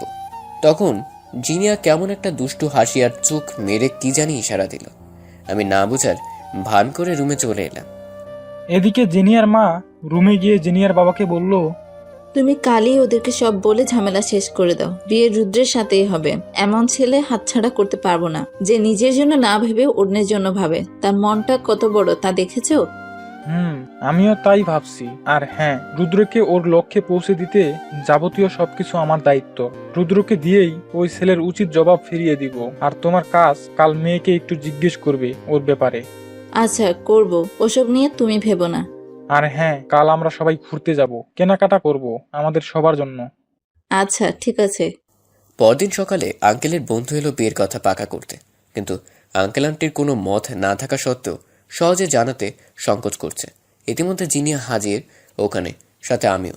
আঙ্কেল বলল, দেখ, বন্ধুর সম্পর্ককে আরো মজবুত করতে চেয়েছিলাম, আর তোর ছেলের পড়াশোনা ব্যবসা সব মিলিয়ে পছন্দ হয়েছিল শুনে। কিন্তু সেদিন সামনাসামনি দেখে বুঝলাম তোর ছেলের কাগজের শিক্ষা থাকতে পারে, কিন্তু বিবেকের শিক্ষা বিন্দু মাত্রও নেই। তুই কি বলছিস এসব? কি করেছে আমার ছেলে? আমি কাকে আমার বাসায় রাখবো না রাখবো সেটা একান্তই আমার ব্যাপার। আর বিয়ে না হতেই বাবা বাবা ডাকটা খুবই অশোভনীয়। এতটুকু কমন সেন্স নেই। কাকে কতটুকু সম্মান দিতে হয় সেটাও জানে না। শোন, ওই রুদ্রকে আমি বস্তি থেকে আনিনি, আমার মেয়ে ওকে নিয়ে আসছে। কারণ আমার মেয়ে ওকে পছন্দ করে, ওর সাথে পড়ে, ওর কষ্টটাকে নিজের মতো করে অনুভব করতে পেরে ওকে আমার বাসায় এনেছে। ওর এতিম বোনটাকে নিজের বোনের মতো মানুষ করার দায়িত্ব নিয়েছে। সেই ছেলেকে নিজের পরিবারের একজন মনে করি, আর ওকেই তোর ছেলে অপমান করলো। শোন, পোশাকে মানুষের ছোট বড় যাচাই করতে নেই, তার ব্যবহার মন মানসিকতা দেখে বিচার করতে হয়। সেটা তোর ছেলেকে বুঝাস, আর পারলে আমাকে ক্ষমা করে দিস। তোর উপকার সারা জীবন মনে রাখবো। দোস্ত, আমার ছেলের পক্ষ থেকে আমি ক্ষমা চাচ্ছি, কিন্তু বিয়েটা ভেঙে দিস না প্লিজ। আমার ছেলেটা না জানি কি করে বসে। কিছু করার নাই, আমার মেয়ের সুখ আমি নষ্ট করতে পারবো না। আর আরেকটা কথা শুনে রাখ, সবার সামনে বলি, তোরা যে ছেলেকে অপমান করেছিস সেই ছেলের সাথেই আমার মেয়ের বিয়ে হবে। আঙ্কেলের কথা শুনে আমি রীতিমতো অবাক হয়ে গেলাম। উনি কি রাগের মাথায় এমন বলছে, নাকি বন্ধুকে এড়ানোর জন্য এমন বলছে? কিছু বুঝতে পারছি না। তারপর আঙ্কেল বলল, আমরা নিজেরা ঠিক করে রেখেছিলাম রুদ্রের সাথে জিনিয়ার বিয়ে দিব। ঠিক তার পর দিনই তুই এসে জানিয়েছিস মনের বিরুদ্ধে গিয়ে তোর কথায় রাজি হয়েছিলাম। কিন্তু আল্লাহ যা করেন তা ভালোর জন্যই করে। যাই হোক, তুই এখন আসতে পারিস, মেয়ের বিয়ের দাওয়াত পেয়ে যাবি সময় মতো। আঙ্কেলের কথা শুনে তার বন্ধু ভাঙা মন নিয়ে ভীষণ চেহারায় বাড়ি ত্যাগ করলেন। জিনিয়া ওর আম্মুর বুকে লজ্জায় মাথা লুকালো। আমি হা করে দাঁড়িয়ে আছি। আঙ্কেল জিনিয়াকে ডেকে বললেন, মামুনি, আমরা যে সিদ্ধান্ত নিয়েছিলাম তা তোমাকে না জানিয়েই, সেজন্য সরি। রুদ্রকে বিয়ে করতে তোমার কোনো সমস্যা নেই তো? জিনিয়া ওর আম্মুর কানে কানে বলল, আম্মু, আমি রুদ্রকে অনেক ভালোবাসি, তুমি বাপেকে বলে দাও। জিনিয়ার আম্মু বলল, আলহামদুলিল্লাহ, তোমার মেয়ে রাজি। আলহামদুলিল্লাহ, তাহলে আর বাধা কিসের? আঙ্কেল এবার আমাকে ডেকে বললেন, বাবা, আমি জানি তুমি এমন ছেলে নও যে আমাদের কথার বাইরে যাবে। তাই বলছিলাম কি, কে কি বললো সেসবে কখনো কান দিও না। আমার মেয়ে যদি তোমাকে পেয়ে খুশি থাকে, তবে আমি ওর বাবা হয়ে ওর সুখটাকেই বেশি প্রাধান্য দিব। কারণ সংসার করবে তোমরা দুজন, সারা জীবন যার সাথে থাকতে হবে, সে যদি মনের মতো না হয় তবে সারা জীবন চোখের পানিতে ভাসতে হবে। টাকার পিছে দৌড়ে সারা জীবন পার করলে মনের সুখটাকে কেউ কিনতে পারবে না। আর আমি আমার মেয়ের সুখের জন্য যদি কিছু করতেই না পারি, তবে কি লাভ? এত টাকা পয়সা ব্যাংক ব্যবসা বাড়িয়ে আমার মেয়ের জামাই হিসেবে আমার যা কিছু আছে সেসব আজ থেকে তোমার। আমার ব্যবসা বাণিজ্য যাবতীয় সবকিছু তুমি নিজের মতো দেখাশোনা করবে। আজ থেকে তুমি এতিম নও, তুমি আর 10 জনের মতো একজন। আমি শুধু আমার মেয়েকে হাসি মুখে দেখতে চাই। আঙ্কেল, আমার কিছু কথা আছে। হ্যাঁ, বলো। আপনার টাকা পয়সা জমি জমা ব্যবসা এসবের কোনো কিছু আমার দরকার নেই। আমি শুধু জিনিয়াকে চাই, ওকে নিয়ে সারা জীবন একসাথে থাকতে চাই। সেখানে শুধু ভালোবাসা থাকবে। আমাদের পড়াশোনা শেষ হলে আপনার অফিসে ছোট একটা চাকরি দিলেও আমার কোনো আফসোস থাকবে না। আমি নিজ থেকে কিছু করতে চাই। আপনার কষ্টের টাকা আমি সহজেই খরচ করতে চাই না। কখনো খুব দরকার হলে তখন সাপোর্ট দিন। কেউ যাতে বলতে না পারে আমাকে শুধু কিছু বছর সময় দিন। আমার বোনও আপনাদের মতো পরিবারের একজন হয়ে বড় হবে। ওর জন্য ভাই হিসেবে কিছু করা দরকার। আমি সারা জীবন আপনাদের কাছে চিরকৃতজ্ঞ থাকব। আমি জানি বাবা, তুমি এমনটাই বলবে। আর এজন্যই আমরা সিদ্ধান্ত নিয়েছিলাম তুমি একমাত্র পারফেক্ট আমার মেয়ের জন্য। কিন্তু যত জলদি সম্ভব তোমাদের বিয়েটা করিয়ে দিব, তাতে অনেক সমস্যা থেকে নিস্তার পাবো। আমি আর কোনো ঝামেলা চাই না। আপনি যেটা ভালো মনে করেন আঙ্কেল। জিনিয়া ও রাম্মুর আঁচলের নিচ থেকে আমার দিকে তাকে চোখ মেরে আবার মুখ লুকালো। এরপর আমি ওখান থেকে চলে গেলাম। জেনিয়ার বাবা জেনিয়াকে বলল, 2 দিন পর তোমাদের বিয়ে, এখন অনুষ্ঠান করব না, পরীক্ষা শেষ হলে তারপর করব। লাভ ইউ বাপি। আমার পাগলি মেয়েটা। জেনিয়া নাচতে নাচতে ওর রুমে গিয়ে খুশিতে নাচতে শুরু করলো। আসলে যখন কেউ কাউকে ভালোবাসে আর তার পরিবারও তাকে মেনে নেয়, তখনের ওই খুশির অনুভূতিটা কাউকে বলে বা লিখে বোঝানো যায় না। পৃথিবীর সবচেয়ে সুখী মানুষ তখন তারা। ঠিক জেনিয়াও সেই খুশিতে নাচতেছে, অবশেষে ভালোবাসার মানুষকে আপন করে পাচ্ছে। বিয়ে পড়ানো হবে। মাত্র হাতে গোনা কয়েকজন আত্মীয়দের সামনে রেখে কাজী এসে অপেক্ষা করছে। জেনিয়াকে ওর আম্মু খালা ওর কাজিনরা মিলে খুব সুন্দর করে সাজিয়েছে। কিন্তু জেনিয়া তো এমনিতেই পরীর মতো সুন্দরী, এর চেয়ে বেশি কিছু প্রয়োজন ছিল না। তবুও মেয়েদের একটা স্বপ্ন থাকে, বিয়ের দিন সবচেয়ে বেশি সাজবে, একদম মনের মতো করে। ঠিক সেভাবেই ওকে সাজানো হয়েছে। জেনিয়া রুদ্রের জন্য নিজে পছন্দ করে একটা শেরওয়ানি কিনে এনেছে, আর ফাতেমার জন্য দামি একটা ফ্রক। জেনিয়া ফাতেমাকে কোলে নিয়ে বসে আছে, ফাতেমাকেও সাজিয়ে দিয়েছে। এত এত সাজুগুজু করে জেনিয়া কাঠের পুতুলের মতো বসে আছে, যাতে ওর সাজুগুজু নষ্ট না হয়। বিয়ে পড়ানো শুরু করবে, এমন সময় জেনিয়ার বাবার বন্ধু আর ছেলে এসে হাজির। নিশ্চয়ই কোনো পরিচিত মানুষের মাধ্যমে জেনে বিয়ে আটকাতে এসেছে। বন্ধু, আমার ছেলের জীবন এখন তোর হাতে। তোর মেয়ের বিয়ে যদি আমার ছেলের সাথে না দিস, তাহলে ও এখনই সবার সামনে বিষ খাবে। আর ছেলের কাছে আমি ছোট হয়ে আমিও বিষ খেয়ে বাপ ছেলে একসাথে মরবো। পাগল হয়ে গেছিস তোরা? এমন কেন করতেছিস? ছেলে সরাসরি জেনিয়ার সামনে এসে পকেট থেকে একটা বিষের বোতল বের করে বলল, জেনিয়া, আমি তোমাকে খুব ভালোবাসি। তুমি আমার না হলে আমি এখনই নিজেকে শেষ করে দিব। হঠাৎ করে এমন ঘটনায় বাসাভর্তি সবার গুঞ্জন শুরু হয়ে গেছে। জোর করে বিয়ে করা বোধহয় একেই বলে, আর কারো কপাল পোড়া কাকে বলে সেটা নিজের শেরওয়ানি আর পাগড়ির দিকে তাকিয়েই বুঝতেছি। সবই ঠিক ছিল, এখন আবার এই ঝামেলা। এতদিন যা কিছু কারণ দেখেই পার হয়েছি সবাই, কিন্তু এখন আঙ্কেল আন্টি আর বাকিরা সবাই মিলে বোঝানোর চেষ্টা করছে, কিন্তু সবাই ব্যর্থ। ঠিক তখন জিনিয়া উঠে দাঁড়ালো, তারপর ছেলেকে বলল, কি বললেন আপনি? বিয়ে না করলে নিজেকে শেষ করে দিবেন? কাকে বিয়ে করতে চাচ্ছেন, আমাকে? আচ্ছা, বিয়ের পর যদি শুনেন আপনার বউ অন্য কারোর সাথে শারীরিক সম্পর্কে জড়িত, তখন মানতে পারবেন? বা আমি কারোর সাথে রাত কাটিয়েছি এটা জেনেও বিয়ে করবেন আমাকে? জিনিয়ার এমন কথায় সবার চোখ যেন ছিটকে বাইরে বের হয়ে যাবে। জিনিয়া যে এমন কিছু বলতে পারে তা সবার কাছে অবাক করার মতোই। ছেলে আর ছেলের বাবা হা করে তাকিয়ে আছে। ছেলে বলল, কি বলছো এসব? তুমি তো এমন মেয়ে নও যে এসব করবে। আমি তোমাকে কখনো অমর্যাদা করব না, খুব ভালোবাসবো তোমাকে, কোনো কিছুর অভাব রাখবো না। আমি ওসব শুনতে চাইনি, যেটা জিজ্ঞেস করলাম তার উত্তর দেন। না, আমি কখনোই সেটা মানতে পারবো না। তুমি শুধু আমার হয়ে থাকবে জেনিয়া। যে ছেলেকে আমি ভালোবাসি সে আমারই বাসায় থাকে, তো তার সাথে কি কি হতে পারে এতটুকু বুঝেন না?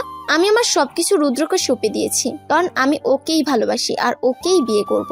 আপনি এসব জেনেও যদি আমাকে বিয়ে করতে চান করতে পারেন, তবে জেনে রাখুন আপনি আমার নামমাত্র স্বামী হবেন। এখন বলেন, করবেন বিয়ে? আর জোর করে বিয়ে করতে চাইলে বিষ আমিও খেতে পারি, সেটাও মনে রাখবেন। জিনিয়ার মুখে এসব কথা শুনে সবার মাথা ঘুরছে। ছেলে আমার দিকে তাকিয়ে বলল, তোমাদের ভালোবাসা সার্থক, সুখী হও তোমরা। ছেলে আর তার বাবা মাথা নিচু করে চলে গেল। আঙ্কেল আন্টি একজন আরেকজনকে দেখছে অবাক চোখে। তারপর কাজে বিয়ে পড়ানো শুরু করলো। সব ঠিকঠাক মতোই হয়ে গেল। জিনিয়ার আম্মু জিনাকে পাশের রুমে নিয়ে জিজ্ঞেস করলো, মামনি, সত্যি কি তুমি এমন কিছু করেছো? আরে না, ওটা তো ওদেরকে বোঝানোর জন্য বলেছি। তুমি কি জানো না তোমার মেয়ে কেমন? মামনি, তুমি রুমে যাও, আমি রুদ্রকে বলে পাঠিয়ে দিচ্ছি। অবশেষে বাসর ঘরে প্রবেশ করলাম। জীবনে নতুন অধ্যায় শুরু হলো। জিনিয়া ঘুমটা দিয়ে বসে আছে।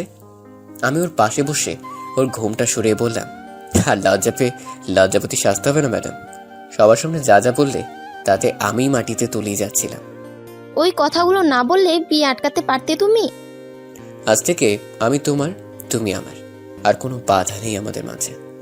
শোনো না, ফাতেমা যতদিন সাবালিকা না হবে ততদিন আমরা বেবি নিব না, কেমন? ও বড় হোক তারপর নিব।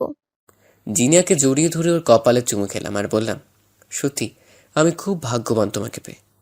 কিন্তু এত সহজে তো তোমাকে মাফ করব না বর্মশাই। বলো কি চাও? রিক্সাওয়ালার প্রেমে পড়েছি, তাকে বিয়েও করলাম, তাই কাল আমাকে সারা শহর ঘুরাবে তোমার রিক্সায় উঠিয়ে। আমি বউয়ের সাজে থাকবো আর তুমি সেই আগের বেশে। আচ্ছা ঠিক আছে, ঘোরাবো তোমাকে। আমি জিনিয়াকে জড়িয়ে ধরে বললাম, জিনিয়া অনেক ভালোবাসি তোমাকে। আমিও অনেক ভালোবাসি আমার রুদ্রকে।